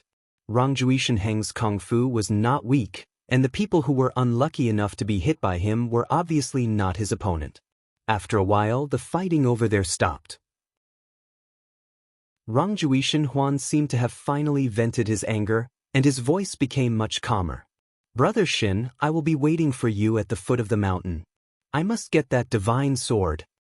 Ji Xinyu rubbed her forehead and replied, I'll do my best. Only then did Rongyue Tianheng close the voice transmission talisman in satisfaction. Ji Xinyu's intuition told her that the divine sword seemed to hold a grudge against her. She had not forgotten the torment from before. Although a big cloud appeared and bounced her up, it didn't seem to have given up on her. But who knew if that sword felt that it hadn't played enough, and was playing tricks with her? Maybe that sword liked to make people's moods rise and fall. It would give her a few benefits first, and then give her a ruthless blow at the end.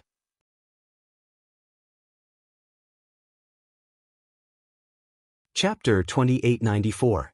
Perhaps that fellow liked to make people's moods rise and fall. He would first give her a few benefits, and then give her a ruthless move at the end. She had to be on guard against all of this. Ji Xinyu knew that the more mysterious something was, the more intelligent it was. Furthermore, like humans, they all had their own strange tempers. This divine sword should be the same. Before she even saw its true appearance, it wanted to give her a show of strength. Ji Xinyu secretly clenched her fists. She did not believe that a dignified living person like her would be tricked by a sword. This year's Godly Sword Master Selection Assembly was really different from the previous years. In the past, Hidden Sword Villa did not provide meals. These people came directly to the Godly Sword to compete with their swordsmanship. The winner just had to go up and pull out the Godly Sword. The one who could pull out the Godly Sword would be its master. These heroes were chased down the mountain before they could even see the servants of Hidden Sword Villa. Therefore, although some of the people who came had been here 3 or 4 times, they were still confused about the layout of Hidden Sword Villa. This time, it was probably because the real divine sword was being forged, so Hidden Sword Villa made it so grand. Food was actually provided. Not only was food provided, there was also singing and dancing to liven things up. Even the mountain master of Hidden Sword Villa brought a few of his most capable swordsmiths to appear for the first time and celebrate with everyone. This was the first time most of the people had seen the master of Hidden Sword Villa. Everyone was very excited. Although there was only one divine sword, it was a good experience to be able to get to know the people of Hidden Sword Villa. Furthermore, the dishes at the banquet were basically made from the local specialties of the mountain. There were many meat and vegetables that no one knew what they were. However, the taste was still very good, allowing everyone to eat to their heart's content. At the banquet, the Villa Master of Hidden Sword Villa explained the rules of the Divine Sword's choice of master. This time, the Divine Sword was a female sword, and this sword had a lot of personality. It was not the old rules of Hidden Sword Villa to choose its master, but it wanted to choose itself. It was a divine sword, so naturally, it had to choose the most outstanding woman in the world. As for who was the most outstanding woman, it was up to everyone to decide. That step was only the first test. It proved that the people who came here had some fate with the divine sword. It was the most suitable for these people to choose the most outstanding woman. Therefore, the second test was for everyone to say the advantages of the chosen woman and the reason why she should obtain the divine sword. Of course, due to time constraints, everyone couldn't make a long speech. It was best to summarize it in one sentence. This situation was a bit like a beauty pageant. When the Villa Master said this rule, the corner of Ji Xinyu's mouth twitched. As for the others, they looked a little confused and looked at each other a few times. There were a total of 13 women present, and each of them was a famous character. Each of them had their own merits. Spring flowers and autumn moon each had their own beauty. They didn't come by themselves. They were accompanied by their husbands. Even if they weren't accompanied by their husbands, they were surrounded by all kinds of men. Among them, the most outstanding was still Yu Shuoxing. It would have been fine if she hadn't appeared, but once she did, her icy cold temperament and picturesque features made her stand out like a crane among chickens. Her temperament was the most outstanding, and her appearance was also the most outstanding. As for her kung fu, it should be extremely outstanding as well. It was said that she had challenged many famous experts in the martial arts world, and those experts had all been defeated by her sword. Therefore, when the Hidden Sword Villa's Villa Master said the words "the most outstanding woman," many men present had already turned to look at her. Chapter 2895. There were a total of 47 people who passed the test this time. In addition to Ji Xinyu, there were 33 men. Of these 33 men, 5 were here to fight for the sword for Yu Shuoshang, and all of them were experts. Although the others were guarding their lovers or wives, they often stole glances at Yu Shuoshang, which made the people around them very unhappy. The atmosphere at the banquet was a little strange. The most outstanding woman is naturally Fairy Shuoshang. She's beautiful and skilled. Yes, Fairy Shuoshang is the most beautiful woman in the Fanning continent. This is acknowledged by everyone. If we were to talk about the 3 most outstanding characters, it would be Snow Fairy. For a while, those who admired Yu Shuoshang almost praised her to the heavens. As for the other men, some also praised their lovers and wives, such as kind and chivalrous, cute and innocent, but these praises were far less than those who praised Yu Shuoshang. After less than an hour of debate, Yu Shuoshang took the biggest limelight. Most people had a herd mentality. When there were too many people praising, even if others didn't like the person who was praised at first, they would have a good impression of that woman under the tide of praise. Although some men were still speaking for their wives or lovers, their attention had already turned to Yu Shuoshang. Yu Shuoshang became the focus of attention. It was unknown how many men's eyes were on her. Yu Shuoshang sat there. Although her pretty face still had the same cold expression, the corners of her lips were faintly showing a complacent smile. When it was her turn, she stood up lightly and said only one sentence. "I believe that if the divine sword has good eyesight, it will definitely choose Shuoshang." This sentence was full of arrogance, which was her style. Although the other women were not convinced, they couldn't change the situation for the time being. Besides, in terms of appearance, the women present were indeed a little inferior to Yu Shuoshang. Of course, since these women could sense the call of the divine sword and come here, none of them were ordinary people. They were usually proud and arrogant, so naturally they were not convinced by Yu Shuoshang. When it was the turn of the women to speak, after she said her advantages, she would naturally belittle the vase intentionally or unintentionally, saying that the divine sword should choose a master who was really strong and outstanding inside, and not be obsessed with appearance. Of course, these women had different personalities, so their words were naturally different, but the general meaning was about the same. It was just that one could not judge a person by their appearance. Especially those who looked much worse than Yu Shuasheng, their words were even sharper.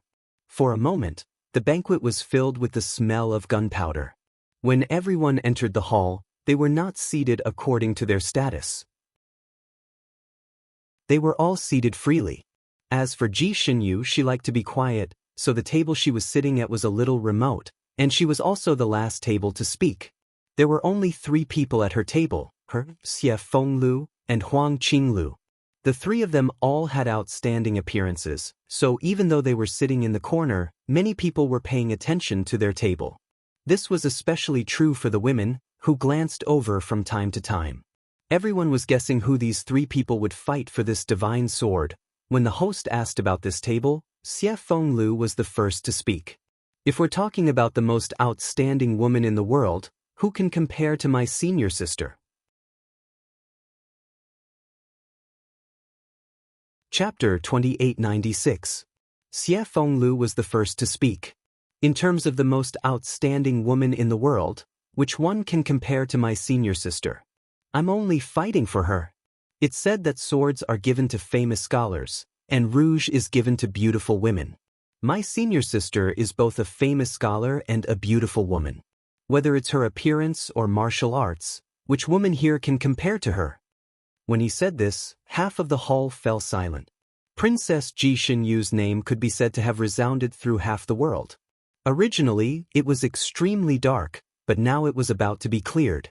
However, after all, she had been slandered for so many years. Although many things had proven that she was wronged, there were still some deep-rooted impressions in people's hearts. Therefore, the outside world's evaluation of her could be said to be half praise, and half praise.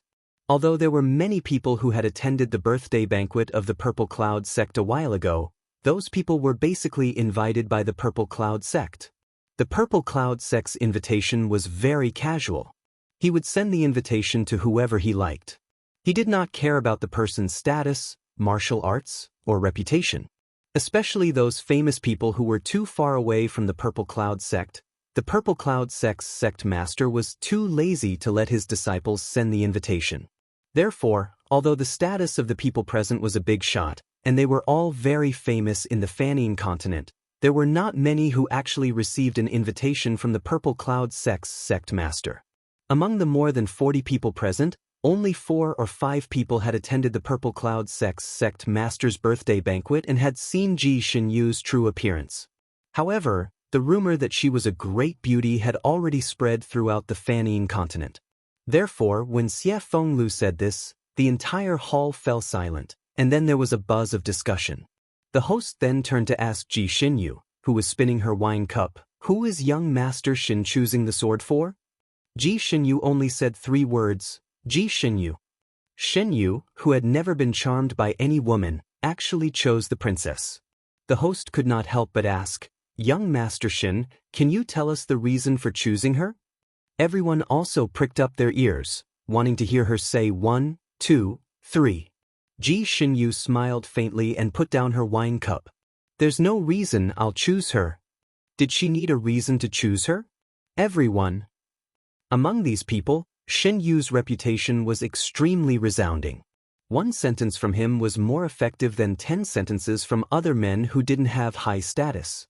Even Sir God Xinyu, who didn't get close to women, had his eyes on a woman. She was definitely not ordinary. Xie Fenglu and Ji Xinyu's choice was like throwing a huge rock into a lake, causing ripples. The buzzing in the hall grew louder. There were 3 women whose martial arts and looks were no match for Yu Shuasheng's. They knew that they had no chance, but they couldn't bear to see Yu Shuasheng win, so they also began to speak up for Ji Xinyue. That's right, Princess Ji Xinyue's beauty is top-notch, her dance moves the world.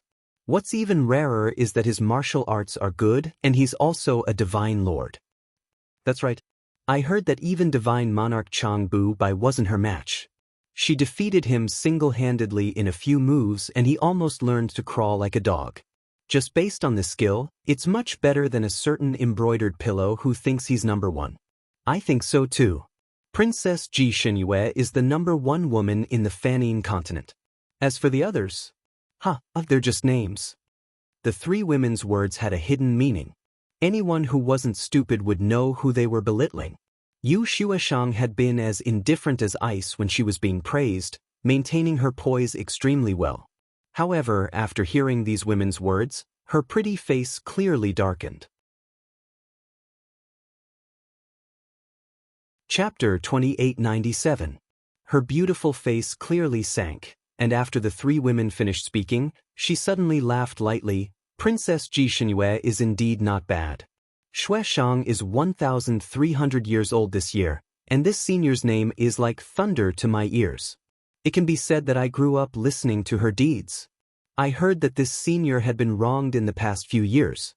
The so-called jinx, the rumors of her being ugly were all false. Shuashang felt very indignant for her. She felt that it was very difficult for a woman to live such a life. Since Princess Ji Xinyue was so outstanding, she naturally didn't have to worry about marriage. As long as exalted immortal Rongyu saw her, she would definitely want to marry her. The two of them could be harmonious and create a beautiful story. But I didn't expect exalted immortal Rongyu to choose to cancel the engagement even though she saw her true face at the banquet. This was very puzzling. I wonder if anyone knows the reason behind this? Her words seemed to be very pertinent and innocent, but there was a hidden sharpness in her words. Ji Xinyue casually poured herself a cup of wine. Hearing her words, she smiled. So this was the #1 ice beauty of Sanyin continent. When it came to gossip, she was no less than those gossipy women. Yu Shuashang's words naturally caused the men who had been supporting her to agree. Lu Hui Immortal Master was the most courageous. That's right, Shuashang is right. The price to pay for canceling an engagement is so great, and there is so much danger. If a normal man was engaged, he would rather make do with his life than go down the path of canceling an engagement. But exalted immortal Rongyu chose to cancel the engagement. What does this mean? I don't need to say it. Everyone should understand, right? The other men who had been supporting Yu Shuashang laughed. They all had a tacit mutual understanding. Ji Xinyue was disgusted by his, This typical rich second-generation immortal master was so tasteless. She raised her hand to stop Xie Fenglu, who was about to explode. She tapped her finger on the table. Just as she was about to speak, she heard a cold voice in the air. What does it mean? Why don't you explain it in detail? This voice was magnetic and clear, with a touch of bone-chilling coldness. It was like a stream of ice that had just melted and flowed past everyone's ears. Ji Xinyue's fingers paused. She almost knocked over the wine cup in front of her. Rongyu Tianlan. It was Rongyu Tianlan's voice. Why is he here? Although Rongyu Tianlan's name was not generally well known, there were not many people present who had really seen him. Lu Hui Immortal Monarch had never seen him before and had never heard his voice before. Naturally, he did not know who he was. He looked around and did not see the person who spoke. He raised his head and asked, "Who is it? Who's talking?" Another short word sounded in the air. Following this, a faint azure light flashed in the air and a person appeared. He was dressed in a light green, loose robe, and his long black hair was loosely tied up with a blue ribbon. It was obviously an extremely ordinary attire, but when he wore it, he gave off the feeling of an immortal. Slanted eyebrows, shimmering and mysterious eyes, a tall nose, and beautifully curved lips. His facial features might not be the most outstanding, but when put together, they gave people a feeling of extreme perfection. Especially when he looked at people with a smile that was not a smile, there was an indescribable sense of unrestrained elegance. There was even a hint of faintly discernible evil. He stood there in a half cloud, half mist. His posture was casual and his bearing was graceful, but there was a kind of pressure on his body. Almost everyone present held their breaths. Chapter 2898. Rongyu Tianlan dressed very casually. He didn't have any specific attire. When he first became famous, he liked to wear white as he felt that it was flashy and handsome enough. In addition, he was extremely handsome, so he got the title of White God. Many women's hearts would beat faster when they heard these 4 words. Because of this, some new gods wanted to learn from him, causing white clothes to become the wind. It was almost a disaster. Often, at a gathering, all that could be seen were young talents in white. It was a vast expanse of white, and it was very difficult to distinguish them. This made Rong-Yuetanlon, who was somewhat maverick at that time, very depressed. Not long after his clothes clashed, he stopped wearing white. He even felt annoyed when he saw white clothes. So when he met Shinjioli in Tianxi Continent and saw Shinjioli in white sleeping on the bed, his first reaction wasn't to save him, but to steal the big bed. Later on, Rong-Yue Tianlan only paid attention to taste and didn't pay attention to color. No matter what color the robe was, as long as it showed elegance, he wouldn't refuse it. Of course, most of the time he wore blue, dark blue, sea blue. He had worn all kinds of blue. The reason why he preferred this color was that there weren't many colors for men to choose from.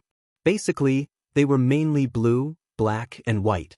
He hated white, and black was too dull and serious, which didn't suit his character. Blue, on the other hand, was still very elegant and elegant. More importantly, this color was resistant to dirt, unlike white, which would be like wearing a rag if it was slightly dirty. As for red, he felt that the color was too flashy and too evil. It didn't suit his style. This time, Rong-Yue Tianlan appeared wearing a light green wide robe. The corners of the robe were hooked with dark cloud patterns. A thin plum blossom was slanting out of the sleeve, swaying with the wind. It was as if there was a plum blossom fragrance coming from his body. There was a faint coldness in the elegance. His appearance and bearing were undoubtedly the most outstanding. His robe fluttered down and he landed right in front of the stage. A person like him was a beautiful sight no matter where he stood. He could make all the people or things around him become his foil. Behind him, there were still beautiful dancers who hadn't left the stage. Those dancers were originally very outstanding and eye-catching. But under his reflection, each and every one of them was like a dim star, no longer unique. What a show-off! Ji Xinyu sighed in her heart. She knew that Rong-Yue Tianlan had always been showy and did not keep a low profile, but today, she seemed to be 10 times more showy than usual. Especially the robe he was wearing. It was obviously a low-key color, but when he wore it, it shone brightly. It was almost impossible to shift one's eyes away from it. Everyone in the hall looked at him. The sword manor master and his swordsmiths had already stood up. Exalted immortal Rong-Yu, I didn't expect you to come today. Please have a seat. The villa master of the hidden sword manor, who had always been arrogant and did not respect anyone, greeted Rong-Yue Tian warmly. His demeanor could even be said to be respectful. Everyone, Ji Xinyue swirled the wine cup in her hand as she pondered. From the looks of it, Rong-Yue Tianlan's relationship with the hidden sword manor was not shallow. So what was his purpose in coming here this time? He must be here to snatch that sword as well. Xie Fengliu's voice sounded in his ears.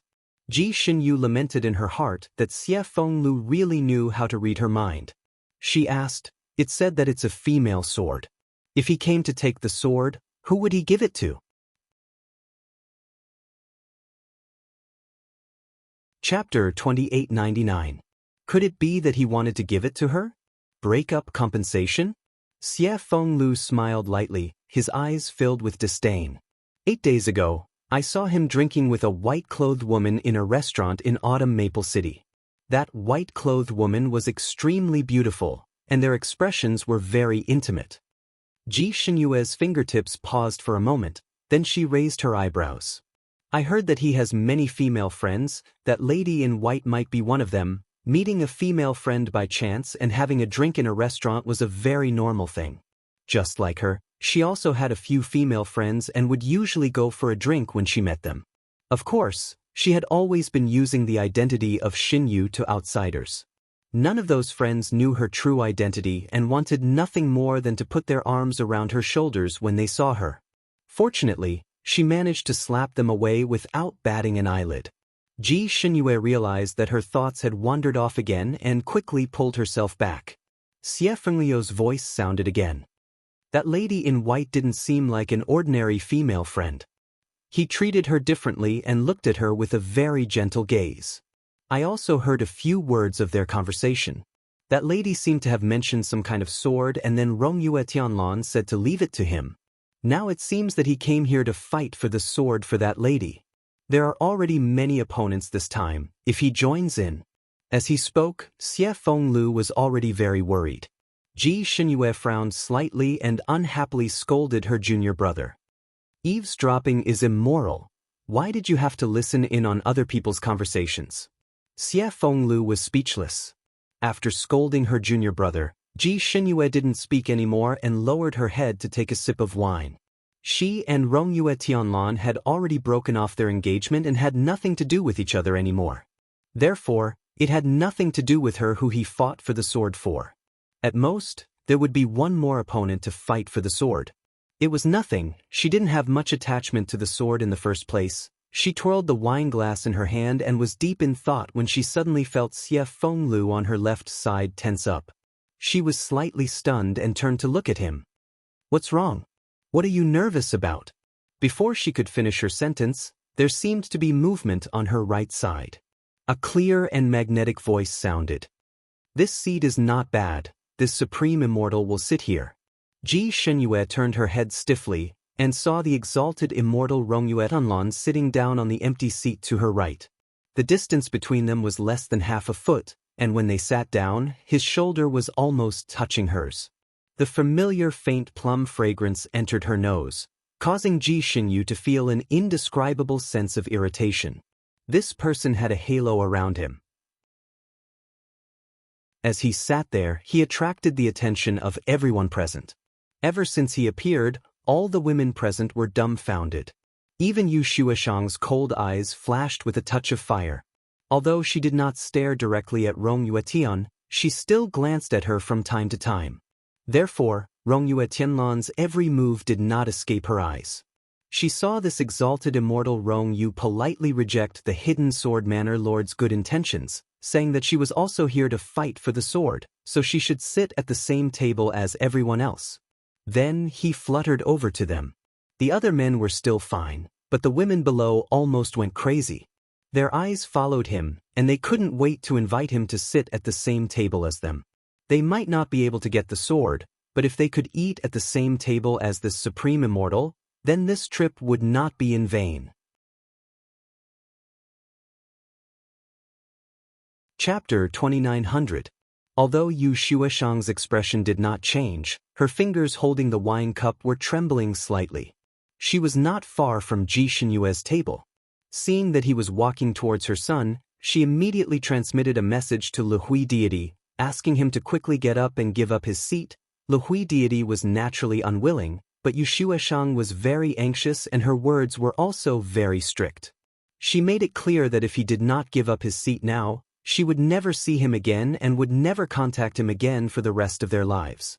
Le Hui deity could only reluctantly get up. Yu Shueshang waved her sleeves, and all the cups and plates that Le Hui deity had used disappeared, as if no one had ever sat on that seat. Yu Shueshang stood up lightly, her eyes looking at Rongyue Tian who was gradually approaching, and a faint smile bloomed on her ice-cold little face. Her gesture of inviting him to sit with her could not be more obvious. However, Rongyue Tian acted as if he did not see her at all. He walked past her and went straight to the table where Ji Xinyue was sitting, and then sat down leisurely. Yu Shueshang's smile froze on her lips. She slowly took a step back and sat back in her seat. As for Le Hui deity, he originally wanted to sit at Ji Xinyue's table after getting up. After all, this was the only empty seat. However, that empty seat was openly taken by Rongyue Tian. He paused and stood there with an unreadable expression. Yu Shueshang transmitted a message. "Lu Hui deity, you should sit down." Lu Hui deity's gaze turned to her face, and there was a hint of coldness in his eyes, which made Yu Shueshang's heart turn cold.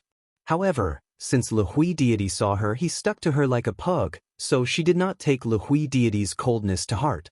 She pursed her lips and her voice became cold. "You're not sitting? If you don't sit, then don't ever sit." This sentence was obviously a threat. Lu Hui deity's face was faintly livid. He was the richest second generation of the rich, and he grew up with everyone's compliments. Women circled around him, and he was also a proud and arrogant person.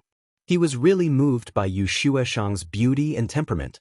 The colder she was to him, the more he wanted to conquer her, the more he wanted to have her. For this, he did not hesitate to throw away his self-esteem. It wasn't easy for him to get the beauty to look at him a few more times, speak a few words to him softly, and allow him to sit by her side. Was he really going to give up this opportunity because of a moment of anger? He glanced at Yu Shueshang again. Yu Shueshang pursed her lips slightly and didn't even look at him.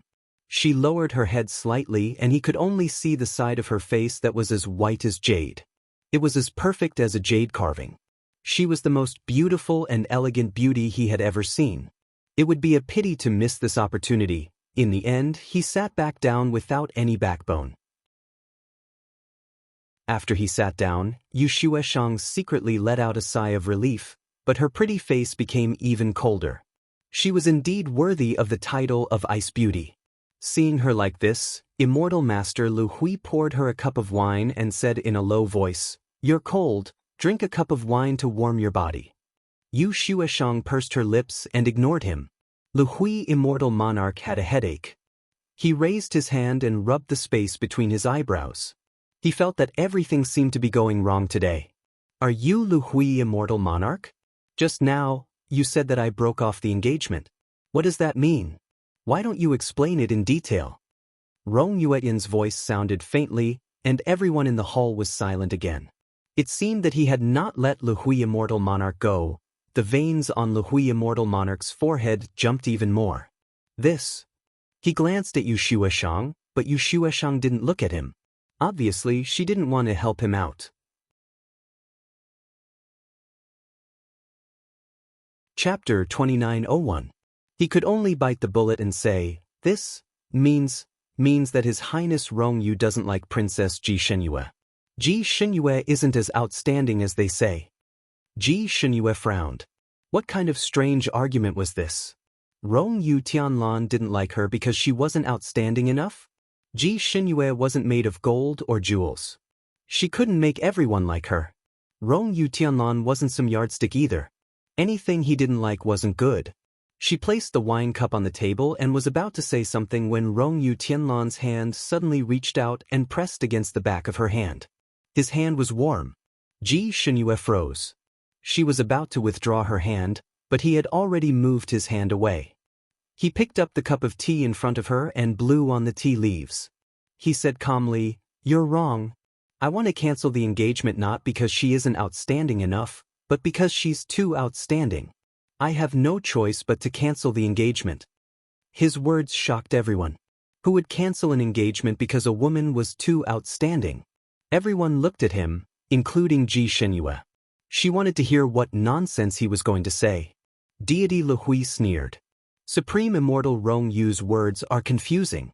The better the woman, the more the man likes her. Why would a man cancel the engagement just because the woman is too outstanding? Is this man too self-conscious? Does he feel that he can't compare to his fiancée and is afraid of being suppressed by her? If someone else said this, I might believe it. But Supreme Immortal Rong Yu, I can't agree. Supreme Immortal Rong Yu probably said this out of benevolence. After canceling the engagement, he feels sorry for Princess Ji Shenyue, so he's speaking up for her. This immortal lord understands. When he said the last sentence, he looked at Rong Yu Tianlan with eyes full of smiles, as if they were both men and knew each other well. Rong Yu Tianlan put down the teacup lightly and smiled. "What do you know? I haven't finished speaking yet. Is this how the Lu family teaches you?" His smile was like a spring breeze, but his words were like ice blades. Deity Lu Hui's face turned pale. If someone else said this to him, he would have been furious. But since this heavenly immortal Rong Yu had said such things about him, he did not dare to blow his top.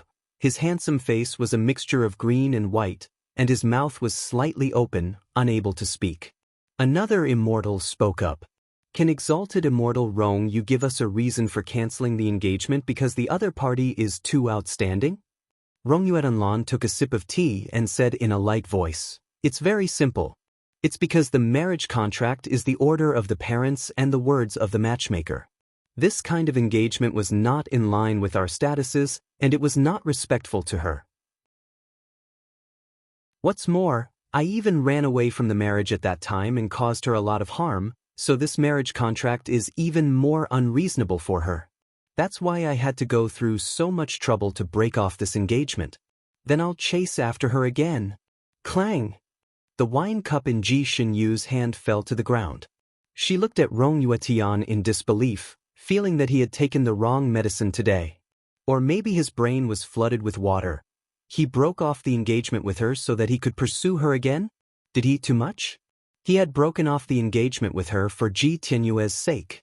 If others didn't know the inside story, would they think she didn't know? What did he mean by saying this all of a sudden? Rong Yuetian turned to look at her and smiled gently. Brother Shin, are you very surprised? How could she just be surprised? She was simply too surprised, okay? Chapter 2902. Rongyue Tianlan turned his finger and a white jade wine cup appeared. He placed it in front of Ji Xinyue and poured her another cup. Calm down and listen to me. Ji Xinyue resisted the urge to splash wine on his face. She smiled and said calmly, I'm just an outsider. It doesn't matter if I'm shocked or not. If your Highness Rongyue is interested, please continue. She wanted to see what kind of heresy he was going to say. Rongyue Tianlan smiled gently. This engagement was once a shackle between us. It's also where I let her down the most. This engagement has always brought her nightmares, not happiness. If we just go with the flow, she may not feel happy every time she thinks about it in the future. Therefore, I can only break this shackle first.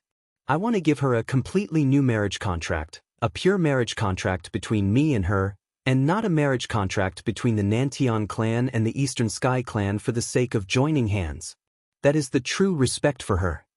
Ji Xinyue, bullshit. That was Ji Xinyue's evaluation of his words. As for the others, they were moved by his words. There were already a few women whose eyes were glistening with tears. They were moved by His Highness Rongyue's infatuation. They were all secretly envious of Princess Ji Xinyue. Because of Rongyue Tianlan's attitude, Princess Ji Xinyue gained more votes and more points. The host finally found a chance to speak. So, Supreme Immortal Rongyue is also fighting for this sword for Princess Ji Xinyue? Rongyue Tianlan said, I'm indeed fighting for the person I love. Applause rang out in the hall, especially those who knew they had no hope of winning the sword. They clapped the loudest. They clapped and cheered for Rongyue Tianlan while looking at Yu Shuesheng. Just now, this woman's tone was as if she was determined to win. With a cold face, she pretended to be an ice beauty, causing their men to look at her frequently. It was obvious that they were fascinated by her. This made some of the women extremely angry. Now that they had a chance to suppress her, they would naturally spare no effort. Yu Shuesheng's pretty face could no longer be described as black. She pursed her lips tightly and suddenly laughed softly. Your Highness Rongyue is so affectionate. Even Shuesheng is touched. However, this divine sword had to choose its master personally. In other words, the future master of the divine sword had to come here personally. However, Princess Xinyu did not come. After all, she was the princess of a clan, and she was also the beloved disciple of sect leader Ziyun. Evidently, she did not take this sword seriously. On the other hand, the divine sword requires its owner to treat it wholeheartedly. Princess Ji Xinyue is not qualified in this aspect, so I'm afraid you will all be disappointed. These words were clearly meant for the divine sword to hear. After all, everyone present could sense the summoning power of the divine sword, so they believed that their actions could be seen and heard by the divine sword. This Yu Shuesheng looked cold and indifferent, as if she was untainted by the mortal world, but her scheming was not ordinary. Rong Yuetian finally glanced at her, the corners of her lips curled up. Fairy Shuesheng is indeed a cold and elegant white lotus. Yu Shuesheng was stunned. She did not understand the meaning of the phrase, white lotus, and thought that Rongyue Tianlan was praising her. A smile appeared on her pretty face. Your Highness Rongyue is overpraising me. Rongyue Tianlan smiled. You're not overpraising me. This phrase is very suitable to describe Fairy Shuesheng. However, Fairy Shuesheng forgot one thing. There was more at night. Moi. Chapter 2903. Rongyue Tianlan smiled. You're flattering me. This description is perfect for Fairy Shueshang. However, Fairy Shueshang will be the one who will be disappointed. Princess Ji Xinyu values any weapon.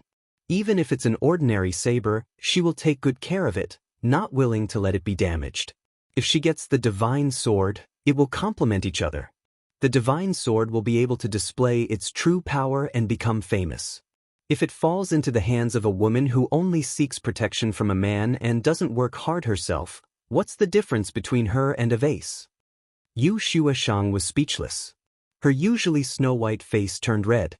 Supreme Immortal Rongyue's words are biased. Shueshang has always relied on her own efforts and has never sought protection from a man. Rongyuanlan leisurely turned her wine cup and said, "Is that so?" "Of course." Yu Shueshang proudly raised her head. Although Princess Xinyu has been treated unfairly, she is still a princess. A starving camel is still bigger than a horse. She won't worry about food and clothing. When she wants to learn, she can even become a disciple of sect Master Ziyun and become his personal disciple. Naturally, she can learn whatever she wants to learn. When Shueshang was young, her family was poor and she had no one to rely on. Everything was exchanged for by Shueshang's own efforts. Rongyuanlan turned to look at her. You were born in the Eastern Sky Clan, right? Yu Shueshang didn't expect him to know her background. She paused and said, yes, Shueshang and Supreme Immortal Rongyue are from the same clan. Rongyue Tianlan said indifferently, the Eastern Sky Clan attaches great importance to the cultivation of talents. Anyone who is 100 years old will undergo a bone structure test. No matter rich or poor, as long as one's bone structure is good, they can enter the Eastern Sky Academy to study and cultivate. There is no charge and food and accommodation are provided. Your bone structure is good. If you enter the Eastern Sky Academy as you wish, you can learn a lot of skills there, right? Once your results in the Eastern Sky Academy are outstanding, the masters of the academy will naturally recommend you to various sects to learn martial arts. I heard that a master once recommended you to sect Master Ziyun 1,000 years ago. It was you who didn't pass the entrance test of sect Master Ziyun. Who can you blame? Yu Shueshang was stumped. It's not that Shueshang's aptitude isn't good. It's just that the Purple Cloud sect leader no longer accepts disciples. Otherwise, Shueshang would definitely be able to become his disciple. Rongyuanlan had yet to speak when Xie Fenglu sneered, nonsense. My master stopped accepting disciples 730 years ago, but it wasn't that he didn't accept any disciples at all. He would still accept any good talent. For example, I became his disciple 690 years ago. He didn't accept you back then only because you didn't have enough aptitude. Yu Shueshang's face turned even redder. She sneered and said, that's hard to say. Shueshang's aptitude has always been the best among women. How is it that my aptitude isn't enough? The sect master refused to accept me because he only accepted one female disciple. It's Princess Ji Xinyue's good fortune to pay her respects to him first. Xie Fenglu said, nonsense. My master never said that he would only accept one female disciple. He didn't take them in because they didn't meet his requirements. Then Princess Xinyu met his requirements? Being rejected back then had obviously affected Yu Shueshang greatly. She couldn't remain calm. Isn't it because the other party is a princess? The sect master had no choice but to accept her due to her noble status. Chapter 2904. Xie Fenglu laughed. You really know how to find excuses for yourself. My master's reputation was widespread, and I don't know how many people wanted to be his disciple. Among them, there was no lack of princesses from various races, but my master rejected all of them because they did not meet his requirements. And my senior sister. At this point, Xie Fenglu glared at Rong Juishan fiercely. Because of someone's escape, my senior sister has been branded with a name that doesn't belong to her. Words like jinx, bad aptitude, stupid, don't be too common. When she was first sent here, my master did not want to accept her at all. He did not even see her and ordered people to send her back. It was my senior sister who knelt in front of the Ziyun sect's gate and begged for 3 days. She did not ask for anything else, but for my master to see her and really test her aptitude before deciding whether she should stay or leave. My master was moved by her tenacity, so he came out to see her. He originally wanted to make her give up and send her away, but he did not expect that when he really met her, he found out that my senior sister had a rare aptitude that was hard to come by in 1,000 years, so he hurriedly accepted her. This could be said to be the Ziyun sect's secret, and it was the first time everyone heard about it. They were all stunned, not expecting Ji Xinyu to have such an encounter at that time. Ji Xinyu could not help but glance at Xie Fenglu. She did not expect this kid to be so good at digging up her secrets. How could he know such a confidential matter so clearly? Xie Fenglu's lips curled up slightly. Master regretted almost missing out on a good seedling, and even opened the door later on, no longer limiting the number of disciples between men and women. At that time, you went to acknowledge him as your master. If your aptitude was enough, he would definitely not miss it. The reason why he did not accept you was obviously because your aptitude was too poor. Now, you are talking about your identity, saying that you were rejected because you were not a princess. Don't you feel ashamed? Yu Shueshang was very embarrassed, and her face turned even redder. Rongyue Tianlan's words were like a needle hidden in silk floss, but Xie Fenglu's words were very direct, which made her extremely embarrassed. She had always been cold and arrogant in front of others. To outsiders, she had said that her aptitude had surprised the sovereigns and sovereigns. The reason why Sovereign Ziyun didn't accept her was because he didn't accept female disciples. She even said that Sovereign Ziyun often regretted missing out on her, because her kung fu was really good in the later stage, coupled with the beauty of life and this cold and seemingly aloof appearance, she didn't look like someone who would lie. She actually managed to fool a large number of men into believing her words and gave her the title of Jianghu's #1 beauty. The title of Jianghu's #1 beauty did not only refer to her looks, but also her martial arts. The more lies she told, the more they became the truth. According to modern standards, this girl's marketing strategy was good, and her self-promotion ability was strong. Now that those lies had been exposed, she felt quite embarrassed. She coldly laughed and said, "Sir Xie is Princess Xinyu's junior apprentice brother, so of course he's speaking up for her. I don't want to talk about what happened in the past anymore. Only those involved can understand what's right and wrong." Although young Master Xie was the last disciple of Sect Master Ziyun, he had entered the sect too late. He might not know much about the past. Even if he had heard some rumors, it would have been manipulated by others. It might not be true. Her words were very powerful. She clearly meant that Xie Fenglu's words were groundless and could not be believed.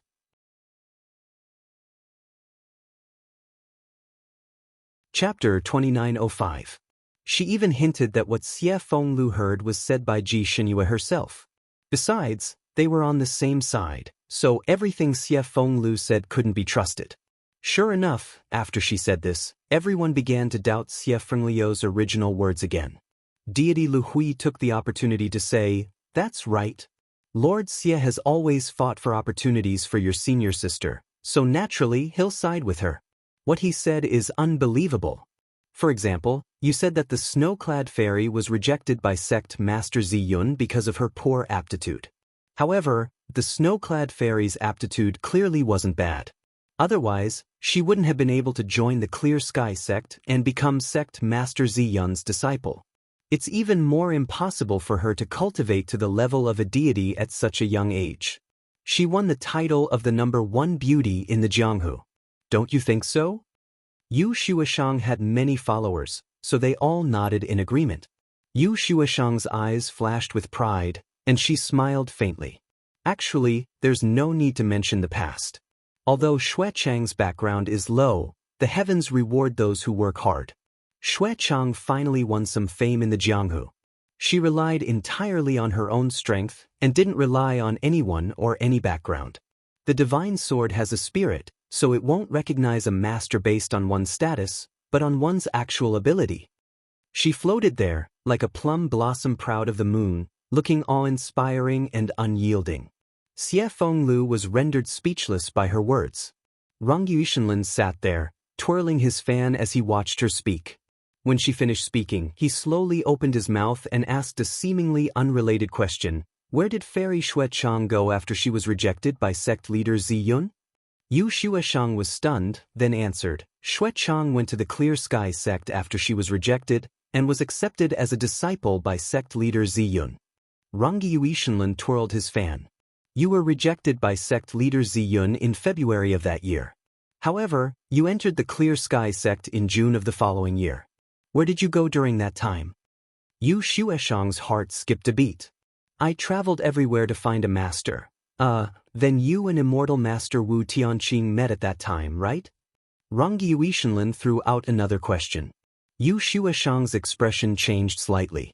Exalted immortal Rong Yu also knows immortal master Wu Tianqing? I am the one asking you. You only need to answer yes or no. Rangi Yuishenlin's voice turned cold. As soon as he released his exalted immortal aura, Yu Xueshang was suppressed to the point that she almost couldn't breathe. Unconsciously, she told the truth, yes.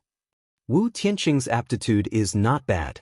She has cultivated to the immortal monarch realm before becoming a disciple. You met her during your travels, and she fell in love with you at first sight, right? Rongyue Tianlan continued to ask. Yu Xueshang pursed her lips. She didn't want to answer, but she couldn't help but say, yes, he likes me very much. How much do you like her? Can I betray my family for you? Rangi Yuishenlin's eyes flickered. Yu Xueshang's face turned pale, but she couldn't stop herself from saying, yes, I could tell that his aptitude wasn't really good, so I tried to get some information from him. I finally found out that his family was refining a kind of secret medicine that could improve a person's aptitude, so I asked him to get the medicine for me. Medicine? Refining the medicine? Although the medicine had such a heaven-defying effect, it was extremely difficult to refine. Not only were the herbs hard to find, but it was also difficult to gather a set even after decades. More importantly, the medicinal primer needed to refine it was very abnormal. It required the flesh and blood of the first child of the Wu family's direct bloodline. The child had to be born when the child was 6 months old using a secret medicine to hasten the birth of the child. Is that right? Rangi Yuishenlin pressed on.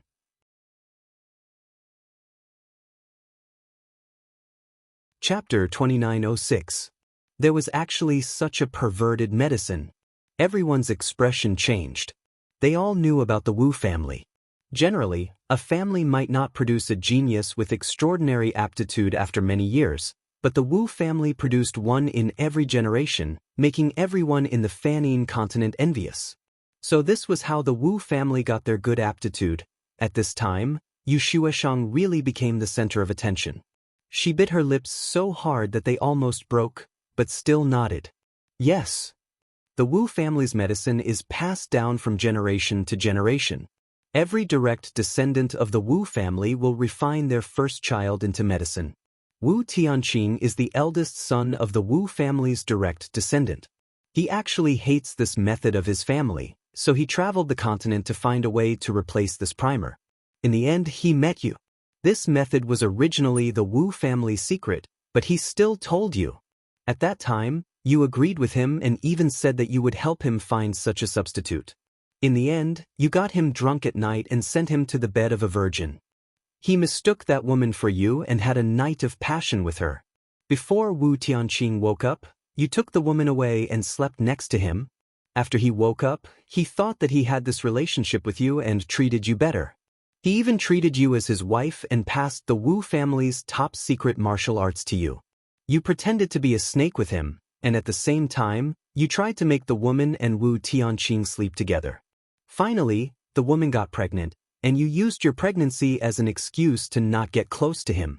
Wu Tianqing didn't suspect you and treated you even better.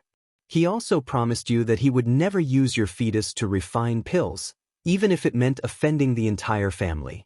Is that right? Yu Xueshang's face was as white as snow. Her eyes grew bigger and bigger, but she still couldn't control herself from telling the truth. Yes, the elixirs in his family are passed down from generation to generation. For example, The elixirs he ate were left to him by his father. His first child also needs to be refined into elixirs. Then, when his son is 100 years old, he can eat that elixir. The other herbs are already prepared by the previous generation, just waiting for his first child. This was really a big secret, and everyone was shocked when they heard it. Ji Xinyu had been listening and watching from the side. She could already tell that Yu Shuashang was under some kind of spell of Rongyue Tianlan, so she couldn't tell these secrets to anyone. Most of them were old foxes who had been in the Jianghu for a long time. Naturally, they could tell. At first, everyone was still a little suspicious in their hearts. They thought that Rongyue Tianlan had used some kind of spell to control her, causing her mind to be muddled for a moment. She would answer whatever she was asked. But now that he heard her say it in such detail, he couldn't help but believe it. What did you do when the woman was 6 months pregnant? Rong Yuishenlin was like a hypnotist at this moment, guiding him patiently. I deliberately quarreled with Wu Tianqing and asked him to push me. Then I pretended that I was pregnant and hid away from him. Then I secretly went out to use medicine to hasten the birth of the child and kept it by my side. When Wu Tianqing broke in, he saw me holding the child and crying. He felt very guilty towards me and thought it was God's will. In order to make it up to me, he mixed the child with those herbs and made me take the pill. What happened after that? Rongyi Yuishenlin continued to ask. After that, my aptitude was greatly improved.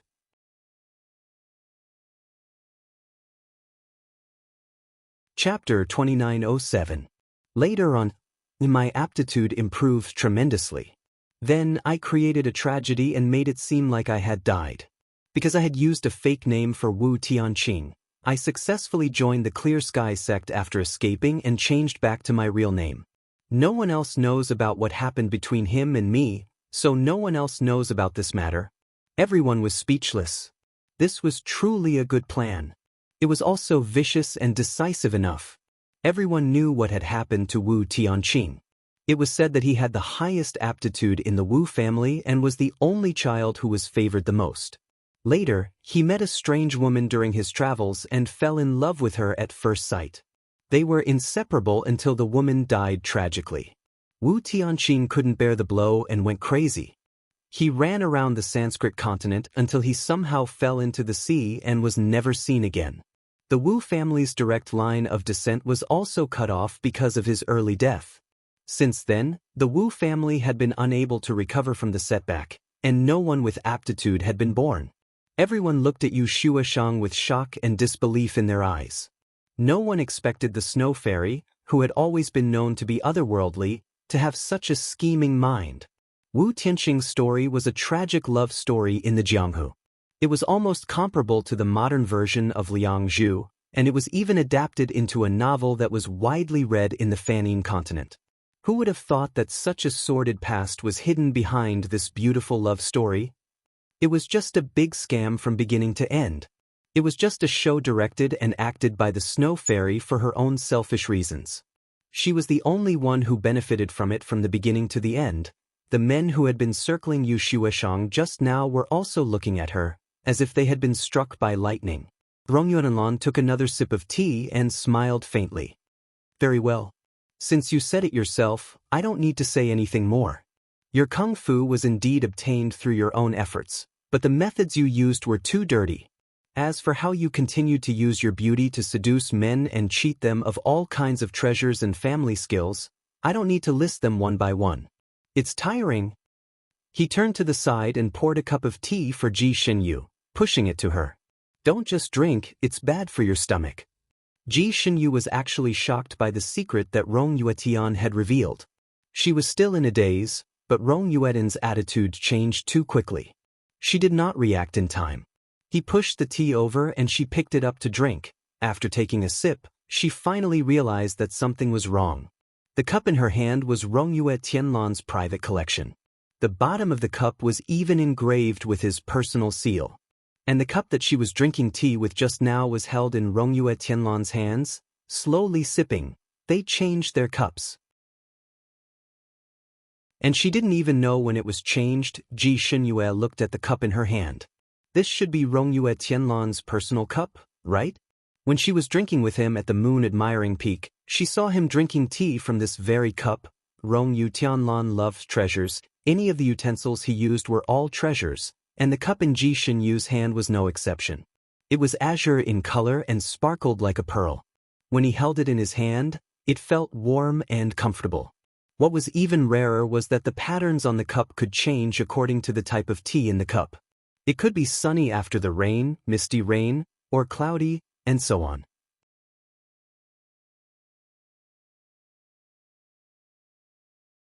Chapter 2908. Ji Xinyue had taken a few glances at the teacup when he was drinking tea, so she remembered it. But now, the teacup was in her hands, and she had taken a few sips. Because his actions were too natural, and she was attracted by the story just now, she did not notice it for a moment. Now that she was holding the teacup, she felt that it was a little hot. She quickly put the teacup down and cast a cleaning spell on it, then pushed it back to him. Exalted immortal, you took the wrong teacup. Rong Yuishenlin did not care, and looked at her with a faint smile. It's just a teacup, I don't care so much. He pushed the teacup back to her. You don't care, but I care. Ji Xinyue secretly clenched her fists, but arguing with him over a teacup, at this time, it seemed like she was making a mountain out of a molehill. Ji Xinyue felt that she was a magnanimous deity, so she did not bother with Rong Yuishenlin and took out another teacup from the storage space to use. Her teacup was practical, simple, and elegant. It was a teacup carved out of green jade, and there was not even a pattern on it. Naturally, it was not as exquisite, simple, and elegant as Rong Yuishenlin's teacup. But it was her own thing, so she felt comfortable using it. Rong Yuishenlin's teacup was casually left there by her, and it looked a little redundant. Rong Yuishenlin glanced at his lonely and abandoned teacup, then looked at her, his dark eyes as deep as the abyss. Ji Xinyue's heart skipped a beat when he looked at her, and she felt a little guilty. But on second thought, she did not do anything shameful, so why should she feel guilty? So, she looked back at him righteously. Their eyes met, and there was a hint of provocation in her gaze, but Rong Yuishenlin curled his lips slightly. It's fake! It's fake! It's fake! Yu Xueshang suddenly shouted, and her voice almost tore through the air. I was being controlled just now. What I said was not what I wanted to say at all. I don't know Wu Tianqing. I don't know him at all. Rong Yuishenlin turned to look at her, who was shouting herself hoarse, and did not say anything. He just picked up the teacup and took another sip. The men in the hall originally wanted to squeeze their heads to sit with this ice beauty, but at this moment, they wished they could stay far away from her. Everyone liked beauties, and there were also a large number of people who wanted to conquer ice and snow beauties. However, most people would still keep a respectful distance from a venomous and scorpion beauty who had two faces. Even the man who had been sitting with her and trying to please her left quietly. He would rather go to another table than sit with her. Yu Xueshang had always been the moon surrounded by the stars, but now she had become a lonely bitch that no one cared about. How could the proud and arrogant Yu Xueshang bear such a fall? Once she broke away from Rongyue Tianlan's spell, she immediately clamored without caring about her image. She denied all the dirty things she had done in the past. Anyway, there were no witnesses or evidence. She would never admit it. She looked at Rongyue Tianlan with bloodshot eyes and said, Xueshang knows that you're biased towards Princess Ji Xinyue and want to obtain the divine sword for her. However, you can't use this method just to obtain the divine sword. You're an exalted immortal, and your spell is powerful. Xueshang is ashamed of being controlled by you. You can say whatever you want Xueshang to say and pin such a big crime on Xueshang.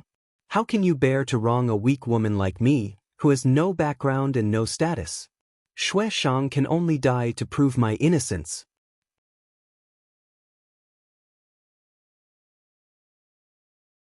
Chapter 2909. She suddenly raised a palm and slapped it down on her own head. She was really fierce. This palm carried the faint sound of wind and thunder. Once it hit, her big head would be smashed into a rotten watermelon. Of course, this palm was not very fast because it needed to be activated in advance. She calculated that Rong Yuishenlin would definitely not allow her to die like this at this time. He would save her, otherwise, he would be accused of framing the younger generation. She also left enough time for Rong Yuishenlin to react, lest he could not save her in time.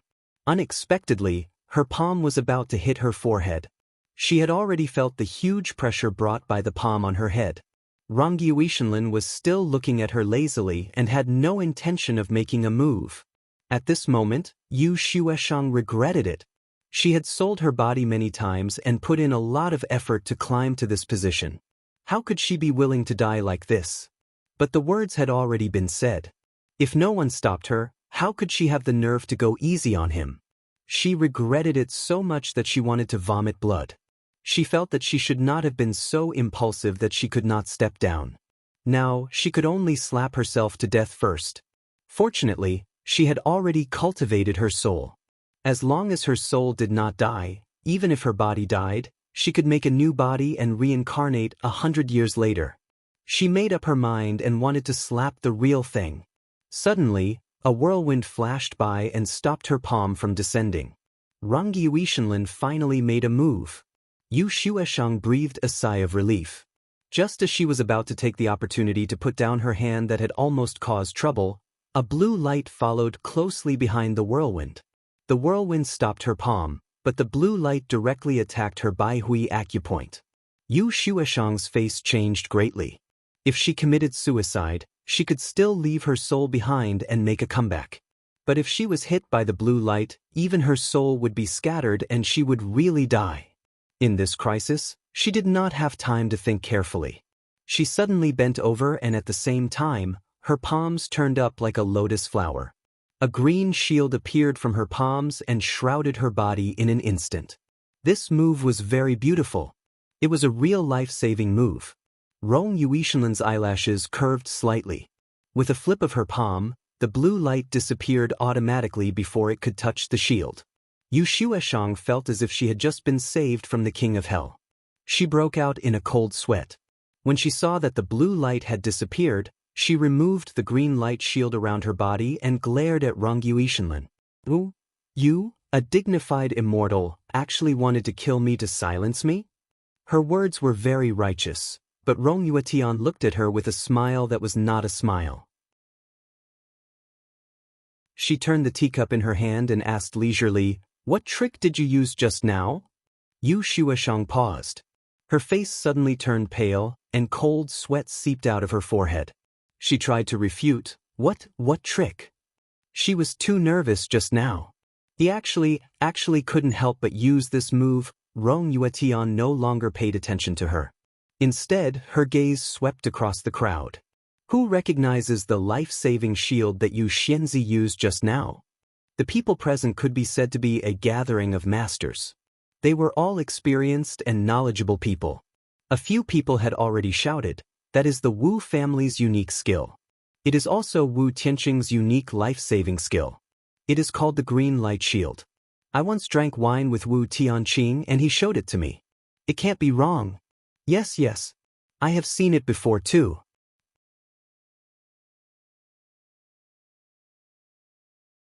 Chapter 29:10.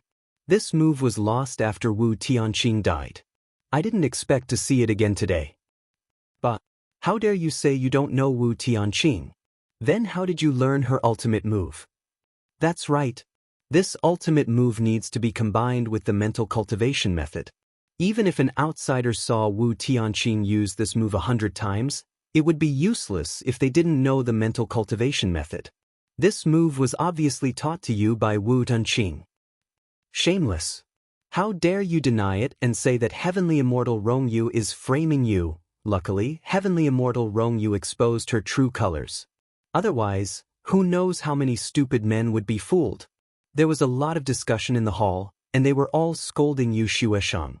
Especially those women, they couldn't be happier. When they mentioned stupid men, those women even threw a glance at those men who were surrounding Yu Shueshang just now. Of course, Lu Hui deity received the most glances. His handsome face was pale. He originally insisted on sitting at the same table with Yu Shueshang, but now he finally stood up and turned to leave. Yu Shueshang's face was burning. It was redder than being slapped a dozen times. If there was a hole in the ground, she would have crawled into it. This was the first time in her life that she was so embarrassed. She took a deep breath and wanted to save some face for herself. So what if I know him? He only taught me a few moves. This is real. As for the rest is fake. Her voice was loud, but no one believed her anymore. Even the Hui deity didn't believe her anymore. Yu Xueshang panicked and pulled Lu Hui deity's sleeve. Lu Hui, you don't believe me? Didn't you say you would always believe me, love me, and spoil me? Lu Hui deity looked at her and pulled back his sleeve. He said coldly, I'm blind. Then he turned and walked away. She was the only one left at the lively table. Yu Xueshang stood there, looking lonely. She knew that she should leave now, but she couldn't accept it. She could still feel the call of the godly sword, and this feeling was even stronger than before. It seemed that the godly sword wanted her to stay and didn't want her to leave. She steeled her heart and said, the innocent knows they are innocent, and the muddy knows they are muddy. She simply sat down in front of the table with a cold expression on her face. Her nose was at her mouth, and her mouth was at her heart. She no longer cared about the ridicule and abuse around her. This was out of the women's expectations. They didn't think that someone could be so thick-skinned. These women tried their best to insult her with words, but Yu Xueshang seemed to have eaten a heavy weight and steeled her heart, sitting there motionless. Seeing her like this, Ji Xinyu somewhat admired her, admired how thick-skinned she was. Although Yu Xueshang's true colors had been exposed, she had only used Wu Tianqing in a despicable manner, which was not considered a great evil. Even if everyone despised her character, they couldn't really do anything to her. Moreover, the villa master of the Hidden Sword Manor did not chase her away. Therefore, if Yu Xueshang did not leave, no one could do anything about it. After watching the commotion for a long time, the host finally followed the rules and asked the last person, young master Huang Qinglu, who is this young master fighting for that sword? Huang Qinglu had been invisible just now, and everyone had almost forgotten about his existence. He was sitting at the same table as Ji Xinyu. 3 of the 4 people at the table chose Ji Xinyu.